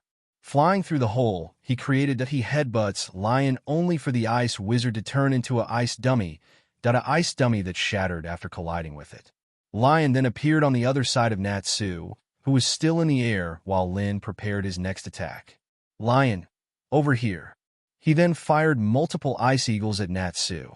Lion, you can't dodge in midair, can you? Breathing in, Natsu fires a fire dragon roar at the ceiling, pushing himself down to dodge the attack as he lands on the ground, smirking at Lion as he responds. Natsu, sorry, but I can. He then blasts fire from his feet as he maneuvers his body around in an attempt to hit the Ice Mage, but Lion ducks out of the way of the attack. Lion, such haphazard magic. Using his hands, he spins his body with his feet ablaze with the intention to hit the Cold Emperor, who was having difficulty dodging due to the unorthodox attack by the Flame Wizard. Lion then leaps into the air as Natsu breathed in once more and let loose with a fire dragon roar, but Zalti, using his magic, caved in the floor under Natsu, having him being sent below. While Natsu battles Lion, Izuku, Gray, Lucy, Urza, and Happy are heading towards the pyramid where the battle is taking place. Izuku, defeat Deliura? Lucy, that's his intention? Gray, Lion has been wanting to surpass UR for a long time. Now that UR is gone, he's trying to surpass her by defeating Deliura, which she couldn't. Lucy, I see that in order to surpass the dead, that'd be the only way. Gray, no, he just doesn't know. Lucia, Gray, UR did disappear, but that she's still alive. This surprises Lucy and Happy. However, Izuku and Urza remain quiet. Urza, what do you mean? What happened in the past? Gray then tells them the story of what happened 10 years ago. How he tried to fight Deliura on his own, and UR having to step in to fight the monster and sacrifice herself to seal it away. Izuku, I see, but there is something I found out. Everyone turned their attention to him. Izuku, you see, while we were down there with Deliura, it was faint, but I sensed your master's soul still lingering in that ice. Gray, yes, she used ice shell to seal it away. Izuku, yes, she did. But he goes quiet as Gray speaks. Gray, what is it, Izuku?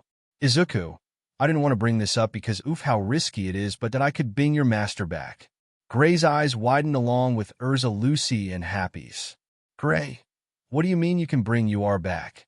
Izuku, I didn't say anything because I didn't want to get your hopes up, but one of my abilities allows me to reshape souls. It's called Idle Transfiguration. I can disfigure a human body, heal my own wounds, and transform someone. I don't like to use it much, but I could probably free your master from that ice shell. The problem, though, will free Deliura. If that monster gets free, who knows what would happen. Gray, I see. Well, suddenly one of Izuku's divine dogs came barking at its summoner. Izuku, seems like he found Natsu's scent. Let's go. The five made their way to the ruins only to see it was tilted. Lucy, the ruins are tilted? Happy, what's going on? Gray, it's Natsu. That I don't know how he did it. But he's the only one who could have done something so haphazard. Intentional or not, that the moonlight will not reach Deliura. Urza then gets on guard, causing Izuku to be cautious as well. Urza, wait, someone's here. From the bushes comes the minions of the Cold Emperor approaching them as they got ready to fight. Mage, we've found you, Fairy Tale. Urza, go, she says to Gray, who looks at her. Urza, leave this to me. She then looks at Izuku. Urza, Izuku, was it go with him and settle things with Lion? Izuku smirks and nods as he and Gray head off towards the ruins. Izuku. So Gray? Gray looks at Izuku while they were running towards the ruins. Izuku. You want to be the one to stop Lion, don't you? Gray. Yeah, I have to convince him that is still alive. You felt it right, her soul in the ice? Izuku. I did. It was faint, but there is something there. I will try to see what I can do about Deliura. I'll leave Lion to you. Gray. Thanks, man. While they were approaching the ruins inside the structure, the battle between Natsu and Lion continued, with Lion sending a trail of ice spikes at the flame wizard. Before either of them could attack, the wall was destroyed as Izuku and Gray entered the scene. Stepping forward, the ice wizard glares at his fellow ice user. Gray. Natsu, let me take care of him. Natsu. You lost to him before. Gray. There won't be a next time, this is it. Lion. Such confidence. Gray. It's my fault that you died 10 years ago. But I cannot forgive you. He says, looking at Lion as he continued to speak, while Izuku silently watched this. Gray. For hurting my comrades, the village, and trying to melt the ice. Gray then forms a stance Lion knew all too well. Gray. We shall both undergo the punishment, Lion. Lion's eyes widened upon realization of what Gray intended to do. Lion. That posture? Lion. I shall? Natsu. I shall? Izuku. Thinking so, this is what he intends to do. Lion. Have you gone mad? Gray stood his stance, and his determination remained undeterred as he spoke. Gray. Return the people of this island back to normal immediately, then take your comrades and leave. This is your last chance. Lion. I see that spell is just a threat. Ridiculous. Magic power then surges all around Gray, causing Lion to block the insane amount of magic being used. Gray. I'm serious. His gaze hardened. The power of his magic is raging. Gray remained unrelenting on the spell. Gray. The fact that you died because of me will never change. Regardless of how many years have gone by. I need to take responsibility one way or the other. Lion stood, fear in his eyes, as his gaze met Gray's cold expression. Gray. The time has come. I'm prepared to die. Lion. Are you serious? Gray. What's it gonna be, Lion? Are we gonna die, or are we gonna live? Lion smirked as he looked at Gray. Lion. Do it. You don't have the guts to die. Gray. You disappoint me. The ice make wizard lets his magic flow his path, said as he says. Gray. This is the end. Iced. Izuku. Don't move. Gray's body immediately ceased all movement, shocked by this. Lion and Natsu looked towards Izuku, who had markings around his mouth. Izuku. Don't be an idiot. Izuku walks up to Gray, who was shocked, and asks. Gray. Izuku? Why did you stop me? Izuku. Oh, just stopping you from making a stupid decision. Natsu.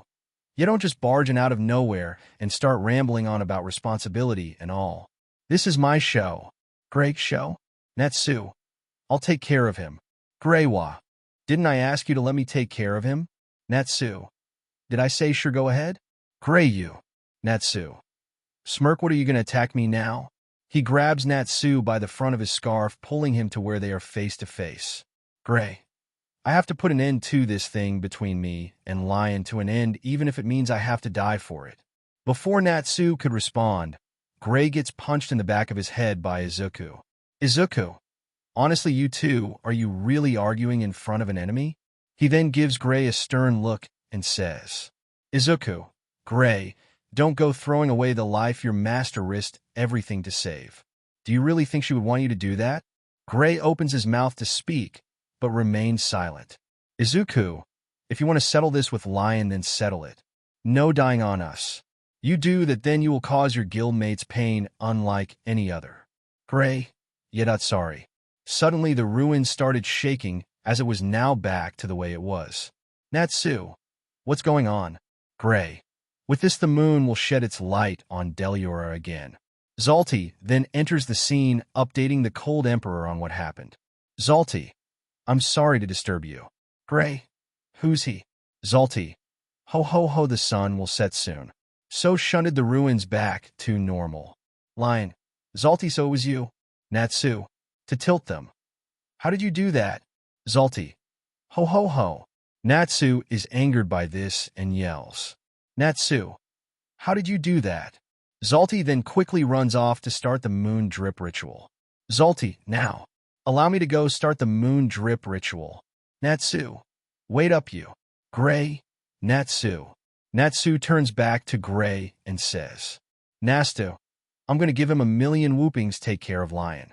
Izuku, I'll go and try to stop the ritual. Izuku then runs off, leaving Gray and Lion to settle their differences. Izuku then felt something as he sensed it before. Izuku, that's definitely it. He then proceeded to make his way to the lowest level of the ruins, where he sees Deliora under a purple magic circle as the moon drip was melting the ice. Izuku, well, this doesn't look good. Izuku then feels the presence once more as he raises his right hand. As his marking glows, a sword comes from the seal on his hand. Izuku, the soul-split katana. I know I feel your presence now. He then stabs the sword into the waters, with the water beginning to glow brightly, and an orb of light floats into the air as Izuku catches it in his hand. Izuku, now idle transfiguration. He manipulates the soul in his hand as it began to take the form of a beautiful woman as the light dies down. The woman was no longer a spirit, she was flesh on bone. She was also naked, with Izuku holding her bridal style in his arms. Izuku, I didn't think it would work. Smiles, but I am glad it did. Welcome back. Izuku, you are. Izuku wrapped a cloak around Yuar's node form as she was unconscious, watching over her. He had to admit Yuar was very beautiful and has not aged at all. Izuku then looked up, feeling the intensity of magic far above him. Up above, Gray and Lion were battling it out, one wishing to surpass the master and fulfill his lifelong ambition. One wishes to stop his sibling student for what he sees as a reckless and dangerous goal, which have severe consequences if achieved. The two battled like bitter enemies when neither one gave, and they fought until one could no longer stand. The brutal and hard-hitting battle went on. In the end, Gray stood tall, besting Lion, though he could not enjoy his victory due to a roar so loud it shook the entire island. Deliora was free. Zalti, who was dealing with Natsu, smirked behind the mask he was wearing. Zalti, it is time. Back with Izuku, he stood in front of the now unfrozen demon of destruction. He made sure to move Yuar away. The demon lets out another island-shaking roar, yet Izuku remained unfazed at the monster before him. Izuku, well, look who's finally free?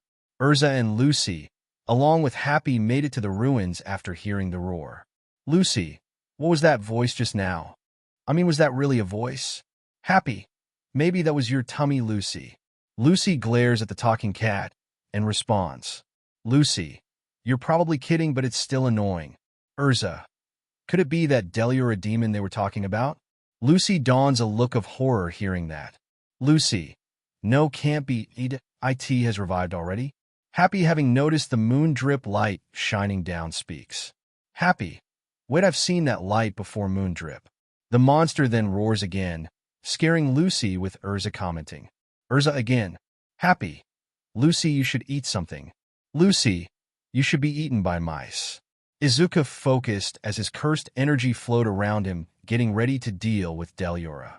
Izuku, okay, that roar of yours is starting to get annoying. Gray. Izuku. Gray made it to where Izuku was as the green-haired teen took notice of Gray. Izuku, I take it you have settled things with Lion? Gray, yeah. Looking up, the ice wizard was horrified, seeing the demon that has haunted his nightmares for the last 10 years has been revived. Natsu, who also just arrived on the scene, stared up in horror, seeing the beast in all its horrifying glory. Gray sticks his hand in the water and watches it fall from his hand. Gray, you are. Izuku, don't worry, she's alive. Gray was now shocked hearing this and said, Gray, what? Instead of answering Gray, Izuku pointed to his far left, and Gray saw his master, who he believed to be dead, was there laid against some rocks resting. Izuku, go to her side, I will deal with this thing. Gray nodded and ran to check on Yuar. He felt her pulse, and true to Izuku's word, she was indeed alive and well. Tears streamed from Gray's eyes, knowing he was not in a dream. His master, who he believed died because of him, was alive. Natsu, now that this thing is revived, we've got no choice, let's take it down. Lion crawls on the ground beaten, but determined to try and fight with a crazed look on his face, as he says, Lion, it's impossible for you guys. Let me to surpass you are. Gray. Lion. Natsu, it's even more impossible for you stay back. He managed to get to his feet and said, Lion, we finally meet Deliora. Before he could do anything though, Izuku appeared in front of him and spoke. Izuku. Sorry, but you would just be in the way. How about you go to sleep, okay? Not waiting for a reply, Izuku then taps Lion's head as the white-haired ice mage fell unconscious as he fell to the ground and turns his attention back on Deliora. Izuku pulls back his fist that has cursed energy around it. Izuku, don't worry. I've got it. Play. Jujutsu Kaisen, Ost, your battle is my battle. Leaping into the air, the cursed energy surrounding his fist turns black as he comes down and punches the demon on the head with black lightning, sparking all around the demon's body. Izuku. Black flash. The attack served its purpose with the body of Deliora shattering into a million pieces, falling to the ground with Izuku landing on the ground staring at the remains of the monster. Gray. That was amazing. Natsu. He took it down with one punch. Izuku just stared at the remaining pieces of the demon of destruction and spoke. Izuku. No. That demon was already dead. Gray and Natsu went wide-eyed hearing this. Gray. It was already dead? Izuku. Yeah, that ice shell, I guess being trapped in there for all these years, it drained its life force. The demon was already dead. I just gave it a finishing blow, giving the beast a proper death. Izuku walks over towards Ur and picked her up bridal style. Izuku, let's get out of here. Gray held a hand over his eyes, crying tears of happiness. His mentor killed the demon that has ruined his life. Gray, thank you, Ur. The group then met back up with Lucy, Urza, and happy Izuku, then laid Ur down and began to use reverse curse technique on her. Lucy. Hey, who is that? Gray. It's Ur, my master. Urza, what? So he really brought her back? Natsu. Hey, Izuku. What are you doing? Izuku. I am healing her. This is called reverse curse technique. It allows me to heal others. I can even restore lost limbs and even heal myself. Lucy. Whoa, that's awesome. Izuku. Yeah, but it's very complex to use, so I am careful on how I use it. He then stops as his energy disappears and Ur starts to stir. Slowly opening her eyes, the black-haired beauty was surprised to see a green-haired teen kneeling over her. He smiled and asked, Izuku. Hey, how are you feeling? Ur. I feel a bit better on my head. She then sits up and holds her head in pain. Ur. So who are you? Izuku. My name is Izuku, and I am the one who freed you from the ice you trapped Deliora in. Ur's eyes widened hearing that name. Ur. Wait, Deliora where? Izuku. Hold on. Take it easy. Your spell drained Deliora's life force. It killed him. Ur. I see. Then how am I alive? Izuku. Well, that's a different story, but for a different time. I do believe there is someone who wants to speak with you. Play Fairy Tale Ost. Sad theme. Izuku then turned towards Gray as Ur did the same. Her eyes widened, seeing a much older Gray. She then looked towards an unconscious person, seeing an older-looking lion. The naked master of ice, Make Magic, stood with a cloak wrapped around her body, protecting her modesty. She stared at her two students, almost wanting to cry as she spoke. You are Gray.is that you? The ice mage of Fairy Tale held his head down, not meeting his master's gaze. Guilt gnawing at him for what happened all those years ago. Gary, yeah, it's me.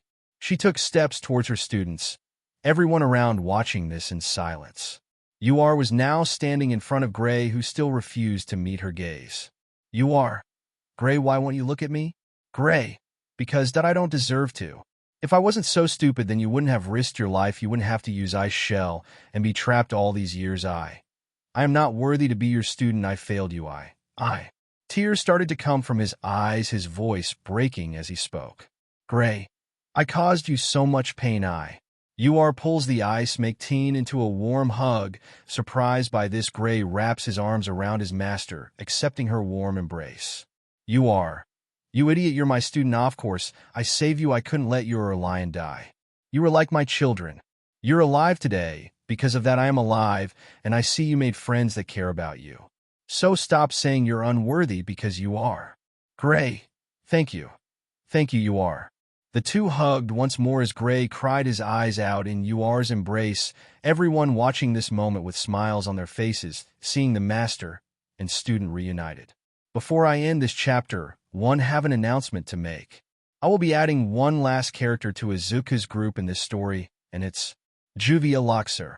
I am sorry, but I love Juvia's character in Fairy Tail and how she treats Gray. I like their relationship, but I am shipping her with Izuku in this story. How do you guys feel about Gray x Altair? Izuku watched the scene of Yuar and Gray hugging with a smile on his face. Natsu, who immediately upon seeing Urza feared for his life and tried to run away, only for the Fairy Tail Knight to grab him by the scarf, keeping him from running away. The moment was broken as Lion finally woke up after Izuku put him to sleep. Opening his eyes, they widened with shock and surprise. In front of him was the master he thought was dead all these years. The look on her face as their eyes met Lion was felt something well up inside of him. What he was feeling was fear. Lion. No, it can't be you are, is that you? Slap. Lion was slapped as the stinging sensation he was feeling on his left cheek courtesy of Yuar, who was angry as she looked down at her white-haired pupil. Yuar, Lion, how could you try and free Deliura? You know what that demon was capable of, so why? Lion looked down not knowing what he could say as Yuar continued to scold him. Yuar, you not only put your loyal followers in danger, you endangered the people of this island. I know you always wanted to surpass me, but trying to kill yourself and innocent people is not the way. Lion clenched his fist hearing his master's words. She then helped Lion to his feet, embracing him in a hug. Yuar, I swear, what am I going to do with you and Gray? You both have changed so much after my death that I take the blame for what you have become. That I am sorry. Lion, no, you have nothing to be sorry for. What happened today was all my fault. I did everything I could in order for me to defeat that demon. I thought that if I did something not even you could, then I would have finally surpassed you. Izuku then walks up to the white-haired teen and speaks. Izuku, if you really want to surpass your master, then take the teaching she gave you, hone them, make them your own, and take the style she gave you and evolve it to a level she couldn't. Then teach those lessons to your own future students or children you may have. Or now that Yuar is alive, you could challenge her to a fight as a way to test yourself. There are many ways to surpass those that came before you without putting your life or the lives of others in danger. Lion nods as tears threaten to come from his eyes. Natsu, why, it's done, it's done. Happy, Ayesir. Lucy, really for some time I was worried what would happen. Natsu, we've accomplished an S-class quest. Happy, WOHO. Lucy, does that mean we can go on to the second floor? Their celebrating turned into fear when they noticed Urza's glare, which froze the four instantly. Lucy, oh no, that's right, we're still going to get punished. Urza, you have something to take care of before that. Wasn't the true goal of your job to save the villagers who were turned into demons? Your S-class job hasn't ended yet. Lucy, but Deliura died, and so the curse on the island should be. Urza, no, that phenomenon you call the curse isn't because of Deliura. Moondrip's enormous magic power harms people. There's no way this situation will change because Deliura collapsed, right? Natsu, then let's heal them quickly. Happy, sir. Gray, how? Gray then looks at Lion, who answers his unanswered question. Lion, I dunno. Natsu, what? Lucy, but if you guys don't know about it, how will we break the curse?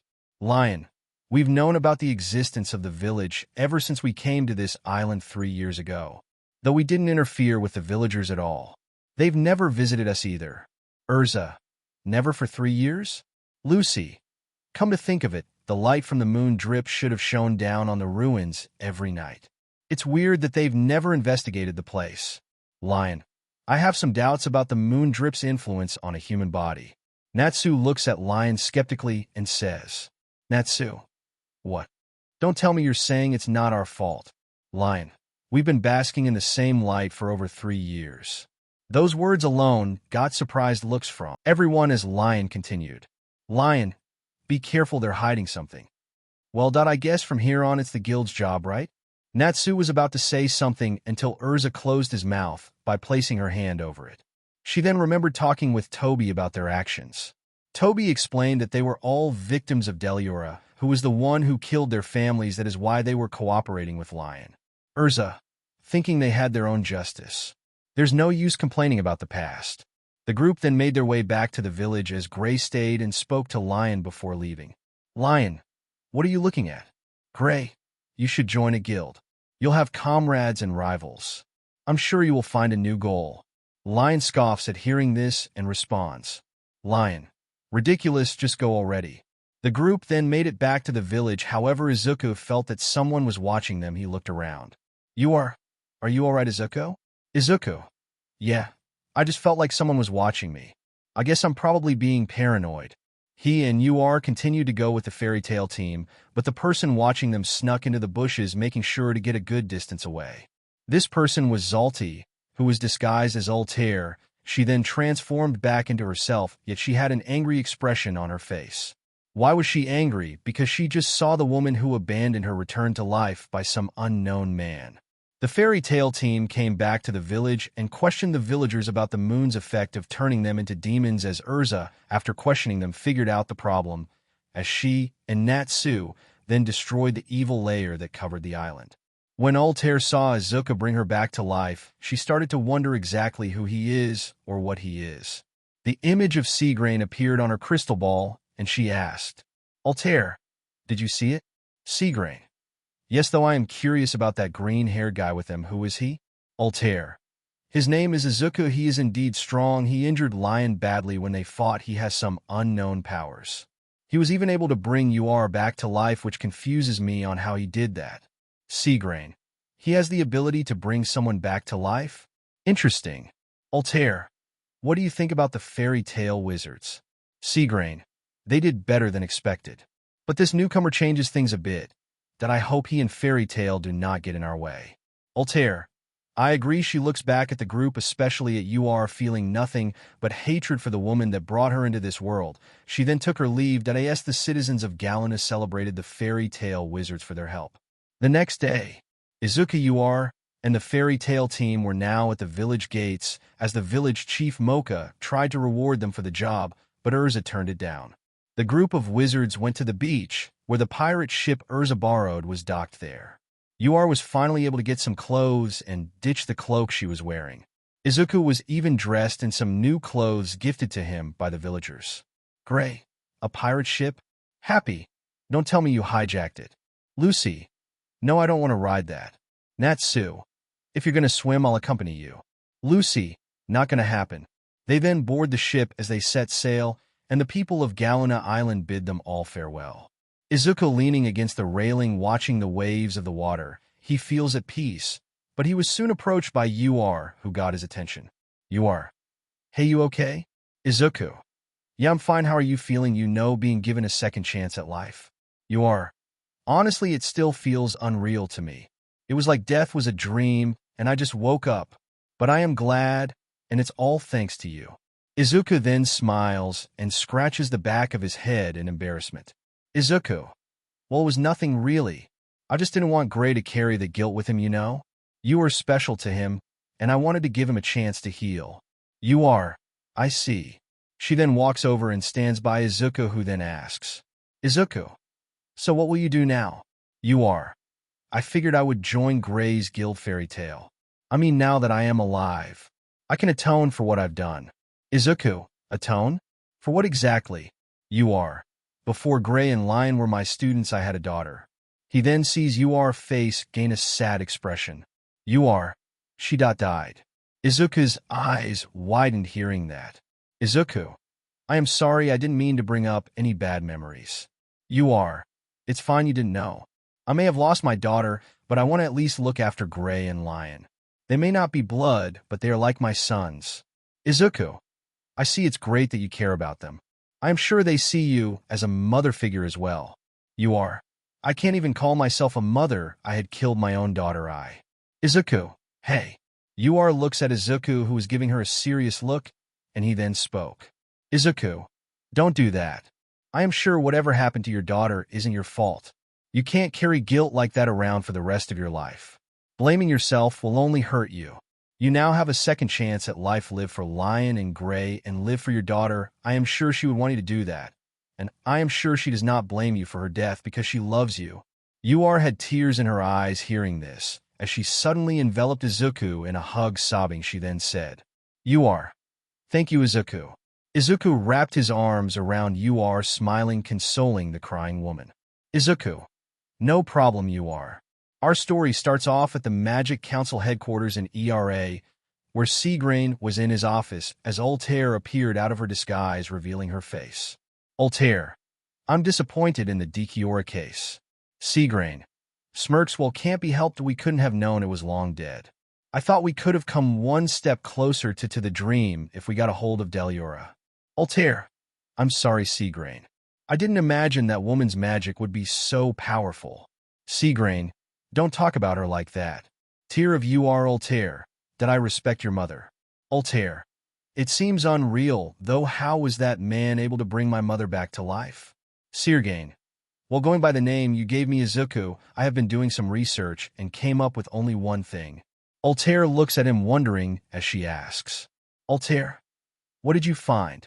Seagrain. There was a person named Izuku. His real name is Izuku Midoriya, but it was said that he lived about 400 years ago. Altair's eyes widened hearing that. Altair. 400 years ago? Seagrain. Yes, he was alive during the age of Zerif. Only a few things were known about him. Instead of magic, he possessed something known as cursed energy, and with it came many remarkable abilities. But it says he died. How he died, no one really knows. Altair. Could a descendant or something? Seagrain. That is the only plausible answer. However, we will need to keep a closer eye on this Izuku. He just may become a hindrance to our plans. Altair could not shake the feeling that Izuku is someone she can't overlook. The fact that he brought her mother back to life was something unheard of. If was a descendant of Izuku Midoriya, then just what kind of powers does he possess? Could he also bring Zerif back from the dead? Just what is he? The more she thought about him, the more questions formed in her mind. Yet he did something that she has wanted for a long time.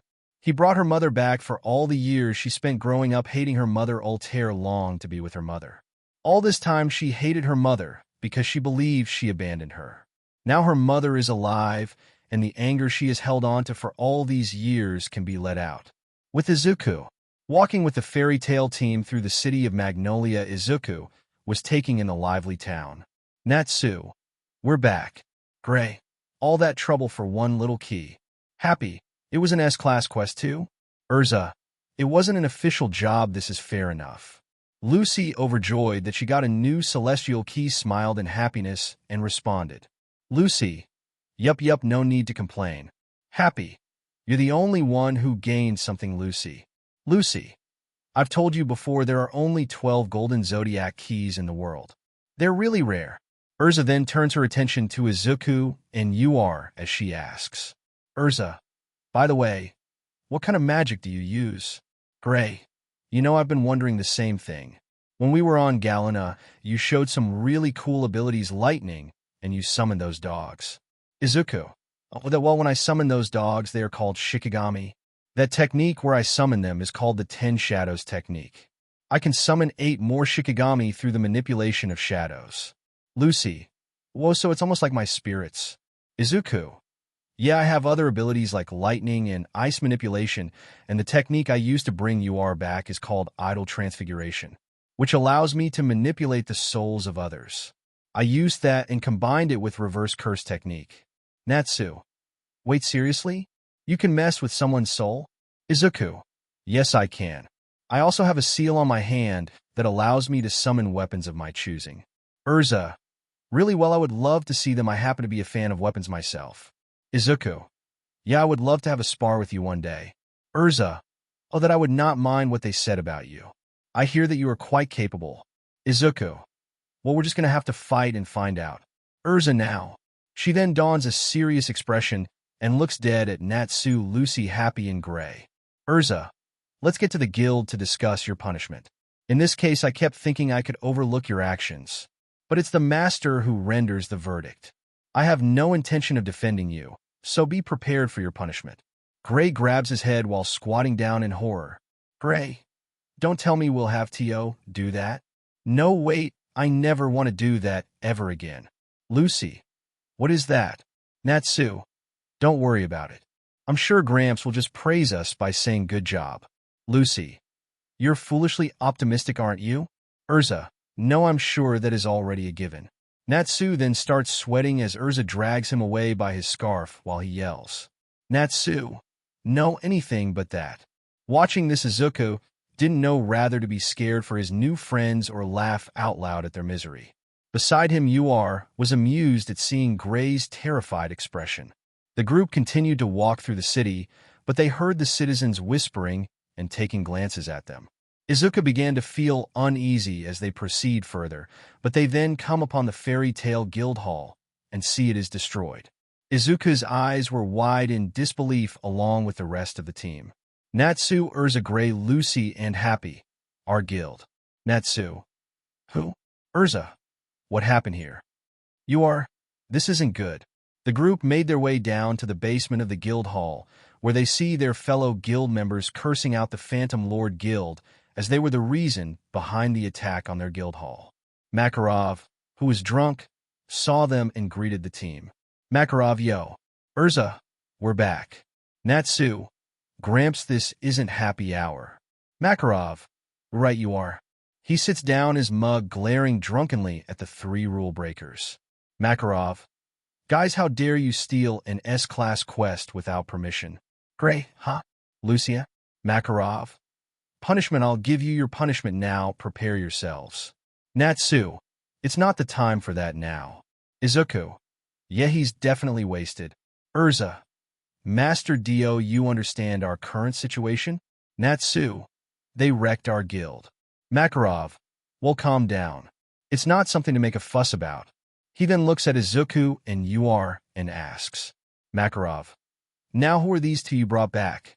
Izuku stepped forward, reaching out his hand and says, Izuku, hello Master Makarov. I am Izuku Midoriya. I heard so much about you from these guys. UR. The name UR Milkovich. Makarov's face was full of shock and looks at UR for a good minute. Makarov. Wait, UR, I thought you had died. How on earth are you alive? UR. Looks at Izuku. I have this guy to thank for that. If it wasn't for him, I would still be stuck in ice. Makarov then looks at Izuku and asks, Makarov, you saved her, but how? Izuku scratches the back of his head and says, Izuku, that's a story for another time, sir. Makarov, very well, so why are you here?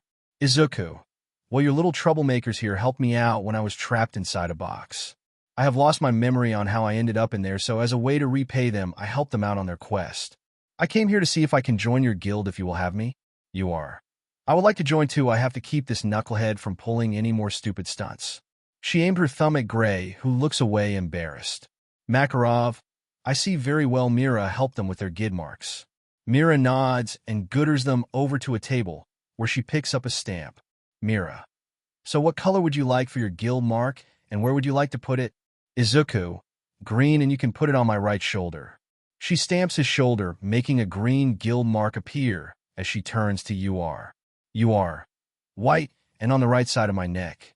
Mira stamps her neck, and a white guild mark appeared, making them a part of the Fairy Tale family. Makarov. Welcome to Fairy Tale. Sorry, we can't give you a better reception, but things are not so good right now. He goes back to drinking while Natsu continues to yell at Makarov, wanting him to take action. Makarov, however, runs off, not listening to the pink-haired Dragon Slayer's tirade. After a while, Lucy was walking back to her apartment. When she enters, she was shocked to find not only Natsu, but also Urza, Gray, Happy, and UR. Gray, welcome home. Urza, you have a nice room. UR. Welcome home, Lucy. Lucy, why are you all here? Urza, seeing how Phantom came to this town, it's possible they got our addresses. Gray, I don't think it'll happen, but they might attack us when we're alone. Happy, that's why Mira said we should stay in groups. Lucy, hey, where is Izuku? UR, he's on the roof. Izuku, who was sitting on the roof, was stretching out his senses before they all came to Lucy's house. Izuku summoned both of his divine dogs and had them patrolling the area in the shadows. Walking outside at night was Levi, who was accompanied by her teammates Jet, and Droy as they escorted her back to Fairy Hills. However, the three mages were being tailed by Gajeel, the Iron Dragon Slayer. Suddenly, Gajeel launches himself at the three, who were unable to react, as Gajeel, forming his Iron Dragon club, struck the unsuspecting Jet in the back, sending him into a nearby wall. Lisi, Jet, Droy you. He glares at Gajeel, who just chuckles and appears in front of him, delivering another club, embedding Droy into another wall. Gajeel, that was disappointing. I thought they would put up more of a fight. Levy, OHNO, Jet DROY. Gajeel, seems like you're all alone, little girl. He launches himself at Levy, about to attack her, but Gajeel was suddenly struck by divine dog totality, sending him back. Levy, is that a wolf? Gajeel, mangy mutt. Before anything else can happen, totality lets out a howl, which confuses Gajeel. Izuku stands up hearing the howl. Izuku, it's showtime. No, he does not have OFA in this story. Lightning sparks around him, and without hesitation, he moves off with incredible speed, as if thunderstruck, which caused the team inside to look out the window. Natsu, what the hell was that? Gray, hey, is that Izuku? What's going on? Urza, come on, let's go. Gajeel, dog, seems like I'm gonna have to put you down. Forming his Iron Dragon sword, he goes on the attack, only for totality to sink into the shadows. Gajeel, what the? He was still in attack mode, unprepared for what happened next. Bringing his foot down, he connects with Gajeel's head, sending him face first into the ground as he stands in front of Levy. Izuku, seems like quite the party, mind if I join? Levy was surprised to see Izuku there. Not only did he save her, he was able to bring down Gajeel in one move. Getting up, Gajeel shakes his head, getting his thoughts together after nearly having his brain rattled. He then stands back up, cracking his neck, getting a good look at the guy that hit him. Gajeel, TCH, lucky hit, punk, savor it because it's not happening again. Who the hell are you? Izuku. The name's Izuku Midoriya, committed to memory before you get your butt kicked. Gaji, the only ones getting their butt kicked are you and your little friend. Izuku smirks with his cursed energy radiating off of him. Seeing this, Gajeel got on edge, feeling something dangerous. Gajeel, thinking, just who the hell is this guy? This is not magic, I am feeling it's something else. The cursed energy then turns into lightning raging around Izuku, who then looks at Levy. Izuku, keep an eye on your friends. I've got this. Gajeel, gee, alright then, punk, let's do this. Gajeel immediately rushes at Izuku, but in an instant Izuku was in front of the Iron Dragon Slayer and connects with a lightning-enhanced punch to Gajeel's jaw, sending him failing as he crashes through a wall. Izuku did not stop there. He immediately rushed on and delivers a kick that sent Gajeel all the way through the wall out on the other side. Gray, where the hell did Izuku go? Natsu, hey, I'm picking up his scent. They then hear a boom as they see Izuku kicking Gajeel through a wall, sending the black-haired Dragon Slayer away as he lands on the ground like a skipping stone. Getting back up, steadying himself, Gajeel grunts in annoyance, feeling his body going numb. Izuku, what's wrong? Life flashing before your eyes. Gajeel, fooled by anger, hearing Izuku's cocky attitude, turns his arm into a club. Gajeel, Iron Dragon Club. Izuku, smirking, channeling lightning to his fist again, throws a punch, clashing against the incoming club, but to Gajeel's shock and horror, his club shatters completely. Izuku was upon him and lays into him with a lightning punch combo. Gajeel, after taking too many hit, blocks one last punch and delivers one of his own, causing Izuku to block. Gajeel, Iron Dragon's hard fist. Izuku was sent back far back, but he rebounded and got back into the fight, clashing fist with Gajeel that sent out a shockwave as the two began trading blows. This exchange of fist was clearly one-sided, seeing as every blow Izuku landed on Gajeel took its effect, which had to do with Izuku's lightning. Gajeel staggered back, dropping to a knee as he was breathing heavily, his body feeling the effects of his fight with Izuku. Izuku, I will admit you are strong, but honestly I am the worst opponent for you. For your Iron Dragon slaying magic may be strong, but against a powerful lightning user, you're basically a lightning rod. Gajeel, shut up, you're just a punk that got lucky, that's all. When I'm through with you, you're going to be begging for mercy. Quickly transforming his arm into his iron sword, Gajeel was ready to get back to the fight. Izuku, just one question though. Are you the one that wrecked our guild hall? Gajeel, TCHI destroyed your stupid guild, and what did you do about it? Not a thing. That shows how weak you are. Izuku, look at you bragging about destroying an empty guild hall. Yet you waited until everyone was gone to do so. Even here you had to sneak attack our guild mates. Do you know what that shows me? It shows how much of a cowardly beach you really are. Gajeel, I have had it with you, kid. You're dead. Izuku channels lightning to his right hand, sparking ready for his next attack, but before he could do anything, Natsu, Fire Dragon Iron Fist. Out of nowhere, a flaming fist was slammed into Gajeel's face, sending him through a nearby wall. Natsu now stood beside Izuku, as Urza Uar and Gray were at his side as well. Izuku, you guys, what are you doing here? Gray, we saw you take off and followed behind you to see what you were up to. We then saw Levi tending to Jet and Droy. She explained everything. Natsu, with his fist ablaze, glared angrily at Gajeel. Natsu, so you're the one that wrecked our guild hall. I'm going to make you pay. Before he could charge at Gajeel, the Iron Dragon Slayer suddenly vanished into thin air. Natsu, what the hell happened? Where did he go? Urza, he couldn't have gone far. Izuku, let's worry about that later. For now, we need to check on Jet and Droy. Urza, right.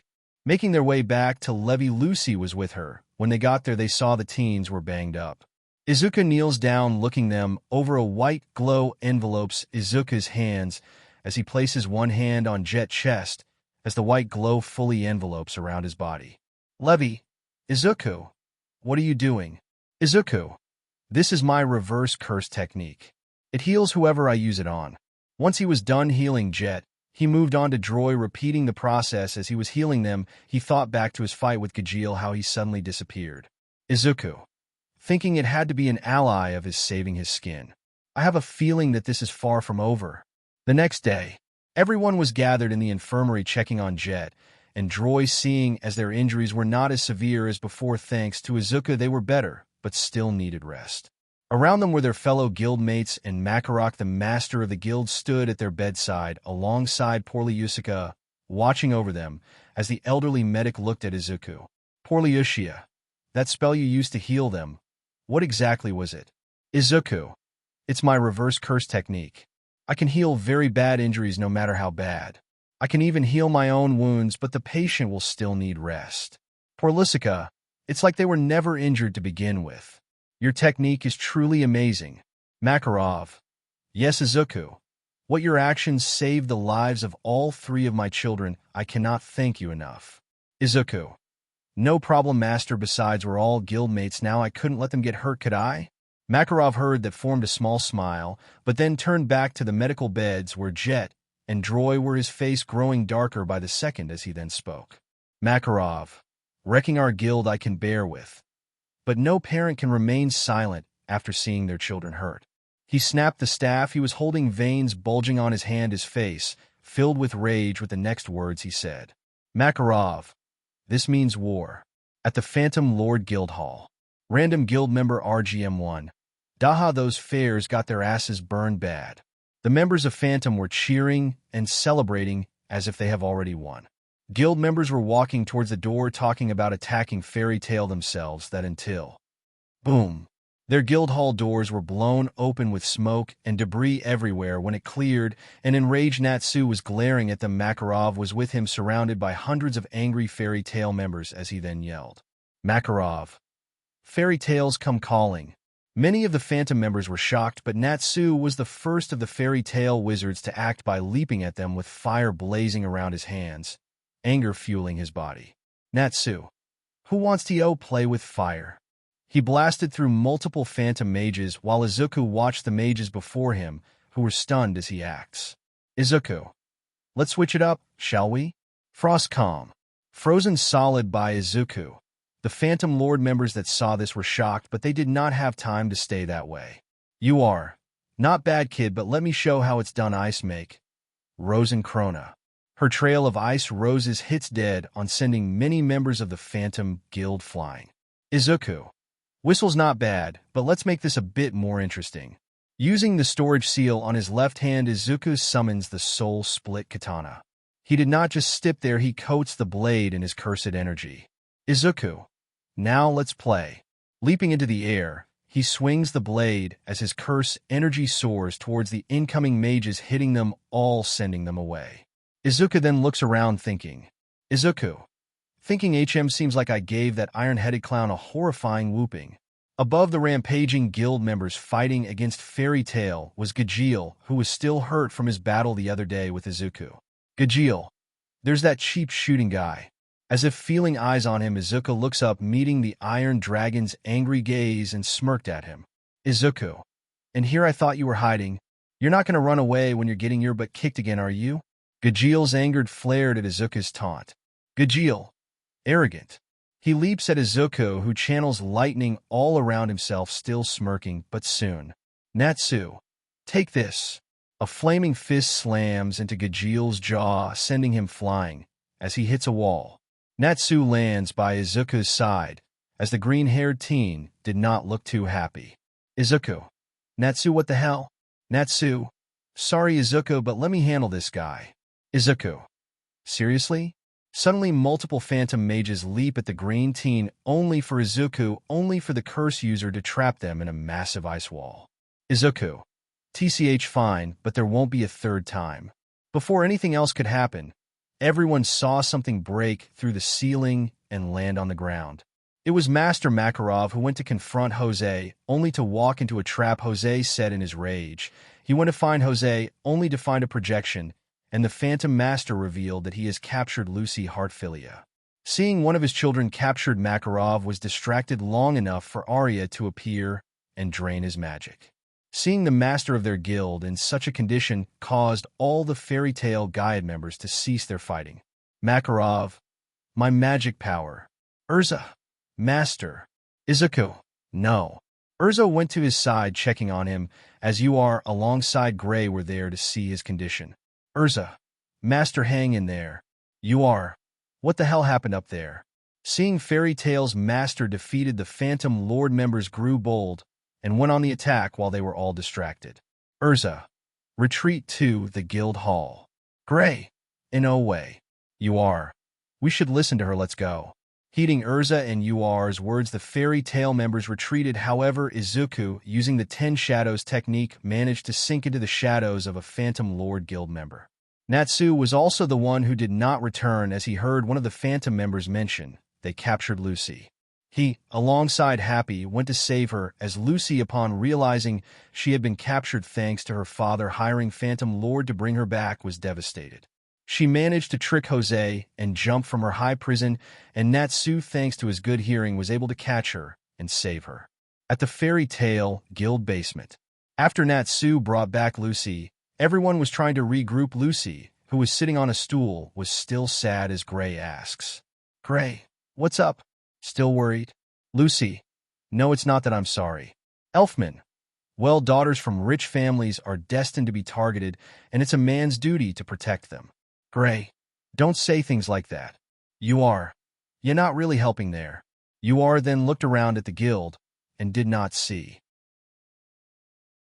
the person she was looking for. You are. Hey, has anyone seen Izuku? This question made Gray Natsu Elfman Happy look at her.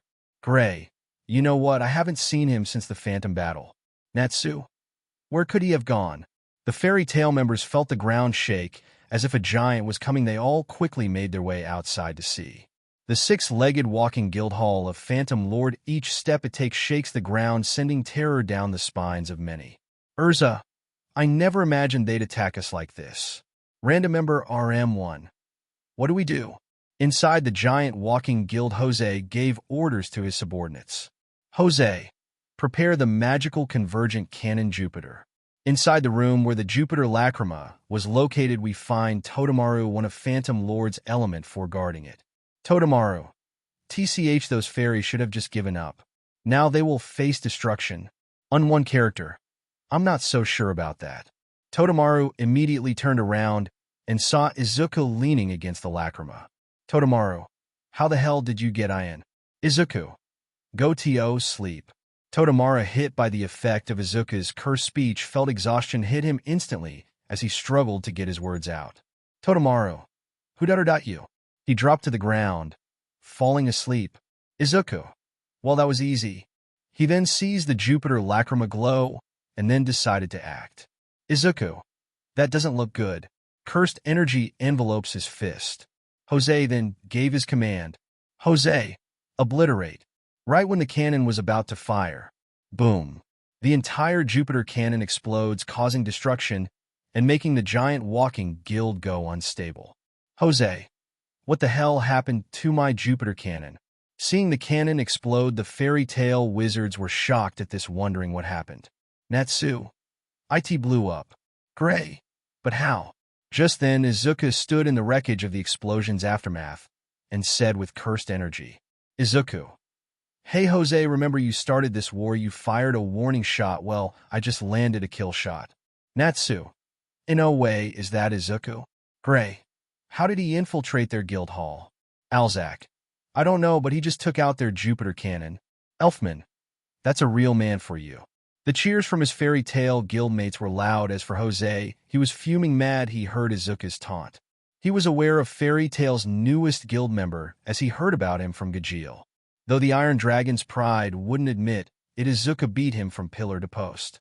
Jose wondered just who could this wild card of Fairy Tail could be, yet he was also angry that Makarov has an unknown in his guild, adding to Fairy Tail's strength. This was one of the reasons he agreed to take this job from Lucy's father. To not only try to rejude Heartfilia's daughter, but to utterly destroy Fairy Tail. Jose, find that brat and end him now. Hearing the rage behind their guild master Sue, words many phantom mages moved to carry out his orders and hunt down Izuku. Izuku smirks, oh, I think I made him mad. Jose then yells in his intercom, fury heard all in his words. Jose, do not think just because we have lost our cannon that you have won. Your master is down, and we will end you unless you hand over Lucy Heartfilia right now. Urza, we would rather die than give up our comrade. Natsu, our answer won't change, and no matter what will take you down. This statement was emphasized by everyone in Fairy Tail who agreed, voting their defense of Lucy. Marking appear once more around Izuku's mouth using his cursed speech. Izuku, explode. The area in front of him blows up, destroying more of the giant robot. Izuku, do you really think we will hand over one of our own? How stupid can you be? Suddenly, Izuku leaps away, avoiding a current of flames being launched at him. Izuku, well, look who woke up from their little nap. Totemaru, who finally regained consciousness after being knocked out by Izuku, was livid. Totemaru, you worthless trash, look at what you have done, you have ruined our plans long enough. Izuku then sees Totemaru's flame magic engulf him, orange flames burning intensely. Izuku, channeling cursed energy to the sea on his arm, bringing out his soul-split katana, while Totemaru draws his sword as well. Izuku, so you want to dance with blades, do you? Izuku imbues his sword with cursed energy and gets in a stance. Izuku, let's rock. In that instant, the distance between them closed, with Izuku clashing blades with Totemaru, who, even though he was not the strongest of the element, for he was no slouch when it came to using either magic or a sword. But that didn't mean he was unbeatable. Izuku goes on the attack, clashing blades, each strike echoing off of each other throughout the room as sorcerer and wizard are locked in battle of skill. Izuku leaps into the air and begins spinning with his sword in hand, hitting the blade of Totemaru, who held his blade, blocking the attacks. Totemaru goes for a horizontal slash, only for Izuku to lean all the way back, avoiding the slash. Low to the ground, he slid and kicked Totemaru's feet from under him, as he then maneuvered to be right in front of him, sword radiating cursed energy as he delivered his attack. Izuku, cursed sovereignty. A slash of cursed energy hits dead on in the abdomen, sending Totemaru through the wall with authority. When the smoke cleared, Totemaru was out cold, and Izuku let out a breath. Natsu, that was awesome. Caught off guard by the outburst, Izuku turns around to see Natsu, Happy Gray, and Elfman, who somehow made their way in here. Izuku, well, what are you guys doing here? Gray, we heard your warning to Jose and figured you were in here wrecking shop. Elfman, yeah, you brought down their Jupiter cannon and took down one of their element force, so manly. Izuku points at unconscious Totemaru, that's one of the element four? Gray, yeah, there's 3 more around somewhere. Jose unleashed his shade soldier since you destroyed Jupiter, and he's even casting the Abyss Break. Izuku, that doesn't sound good. Then we need to stop him no matter what, seeing as I already brought down one of their top guys. We will need to beat the other three, and we'll have taken down Jose's elite soldiers. Only leaving Jose himself. Gray. Yeah, but don't forget he's one of the 10 wizard saints. Bringing him down won't be easy for us. Izuku. There is always a way to beat someone powerful. It's not all about brute strength and overpowering your enemy. Now I say we go do some phantom hunting. Who's with me? Natsu slams his fist into his palm, eager to do damage, grin on his face. Natsu, count me in. Gray, let's do it. Elfman, we'll bring them down like real men. Just like that, the 4 fairy tale mages made their way deeper into the phantom giant as they split up, going their separate ways. As they were moving through the building, the fairy tale mages outside with renewed courage thanks to Izuku were taking the fight to Jose's shade soldiers. Elfman then encountered Soul, another member of the Element 4, and fought him. But the Beast Man was overwhelmed and nearly brought down until his sister was captured. Seeing her hurt, Elfman tapped into the power within, using the Beast's soul takeover, which he never wanted to use again, but using this power he was able to defeat Soul, not only giving Fairy Tail another victory, but also moving through the phantom giant. Izuku manages to find a path that lead outside. Izuku. Guess I took a wrong turn. He then felt something tiny hit his head. He felt it again and raised his hand to feel what it was. It was Izuku. Rain? Unone character. Drip, drip, drop. Hearing a monotone voice approaching, Izuku sees a blue-haired woman holding an umbrella, shielding herself from the rain. Unone character.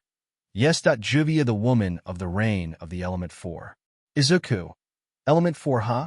Well, today must be my lucky day. Juvia. To think that you could defeat 2 of the elements. However, Juvia and Arya are not to be taken lightly. Izuku. I wouldn't dream of not taking you seriously. But just so you know, I am not going easy on you just because you're a beautiful woman. I am fighting for my guildmates. Izuku's determined eyes met Juvia's emotionless ones, neither one breaking eye contact. Izuku stood firm, cursed energy channeled all around him. Juvia.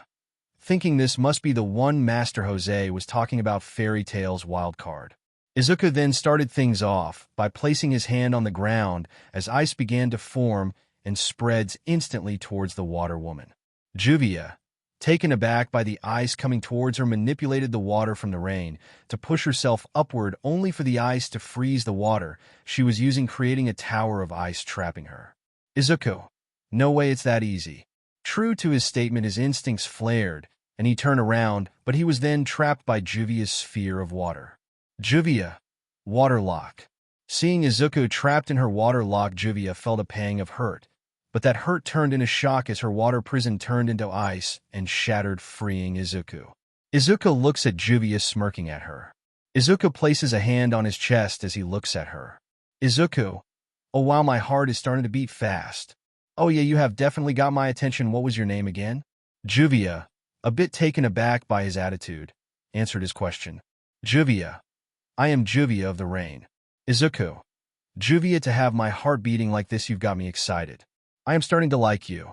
Hearing that, Juvia's eyes widened and a blush formed on her face. Juvia. He thinks I am beautiful, and he said he's starting to like me? Why is my heart starting to race?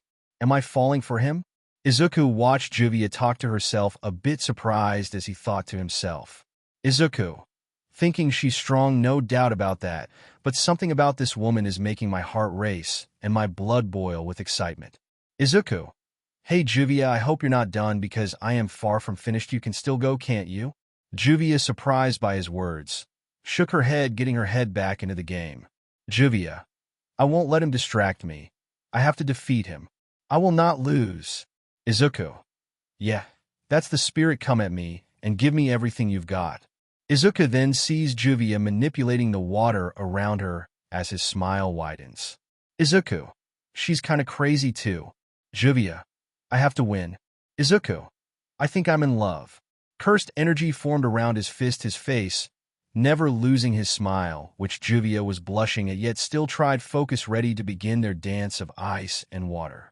Izuku forms ice spears at his sides and fires them at Juvia, who dodges to the side and sends a wave of water at him.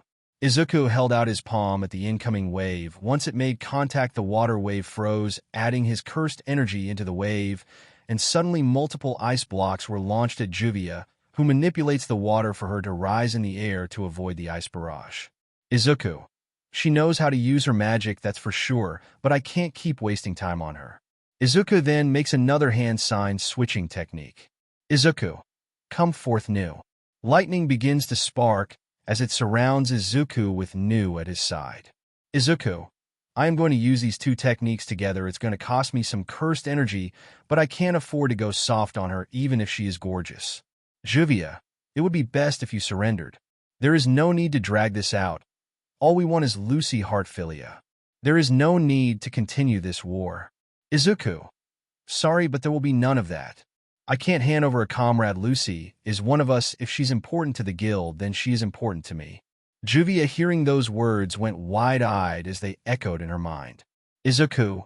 She's important to me, important to me, important to me. Juvia. Thinking she's important to him. Suddenly Juvia's power spikes as her anger flows.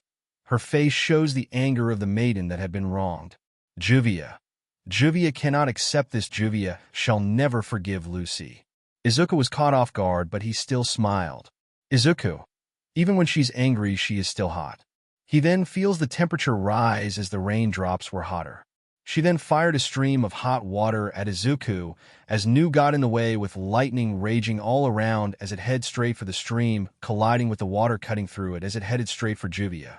Juvia then uses the water to make a tendril that heads for Nu as it flies off, going around the water mage as it maneuvers around, getting behind her, which is exactly what Izuku needed. Clap. In that moment, Izuku swapped places with Nu as lightning was enveloping his right arm, and he thrusts it forward, hitting her with lightning, electrocuting her with more intensity due to her being a water mage. Juvia. Gah. She falls forward, but Izuku catches her and gently lays her on the ground. Izuku then gets a good look and sees her clothes were torn in a few places, making her exposed as he blushes. Izuku. Didn't mean to go that hard on her. A white glow envelopes Izuku's hand as he uses his reverse curse technique. After a little, while Juvia opens her eyes, as she then sits up trying to get her bearings together. Izuku. You're up, thank goodness. I thought you were going to be out a lot longer. Juvia turning her head to see Izuku sitting next to her, but she soon blushes seeing as he was wearing a muscle shirt. His well-defined body on display for her eyes to see, and she was as red as Urza's hair. Izuku. Hair, you alright? Juvia snaps back and shakes her head rapidly. Juvia. Yes, Juvia is fine. I guess you have bested me. Izuku. Hey, don't worry about it. Besides, I enjoyed our fight. But this war is still going on. I still have work to do. He stands up, stretching, as Juvia watches him, his carefree attitude, his relaxed behavior, as he then turns back to her. Izuku. Hey, your name is Juvia, right? Juvia. Yes, that is my name. Izuku. I just realized I never gave you my name. He then turns to her, offering his hand with a sincere smile on his face. Juvia. Thinking he's so handsome. Juvia. Why are you being so nice, as if we didn't just finish a battle? We are enemies. Izuku. Oh yeah, that. Well, honestly, I don't get that kind of vibe from you. I mean, yeah, we just fought, but I can see that you're not that kind of person. Your magic power is incredible, though, the power to make it rain insane. Juvia. You actually like my magic? Izuku. Of course, many see the rain as gloomy and depressing, but a lot of good things come from the rain. Flowers, animals, and even us humans need the rain. Don't be ashamed of the power you were born with, that it's beautiful just like you. Juvia felt her heart skip a beat again, looking at this green-haired teen in front of her. She felt something in her heart. It felt lighter, and when that happened, the rain slowly stopped as it then went away. Sunlight then came from the dark clouds as they parted, seeing the sun. Juvia's eyes widened in surprise. Juvia. The rain, that it stopped. Izuku. What would you look at that? The rain is gone, see, I told you. Juvia smiled a smile, so bright it shined just like the sun, as she then looked towards Izuku, the light from the sun shining down on him as he looked towards the sky. Juvia placed a hand over her heart, feeling it beating faster than before. Juvia. Thinking this feeling, it gets stronger the more I look at him, his mere presence, I am in love with him. Sorry for the short chapter, wanted to focus on Izuku and Juvia for this one. So, this was the end of this series. Stay tuned for next part of this series, and if you like this video, don't forget to like, share, and subscribe to our channel. Until next time.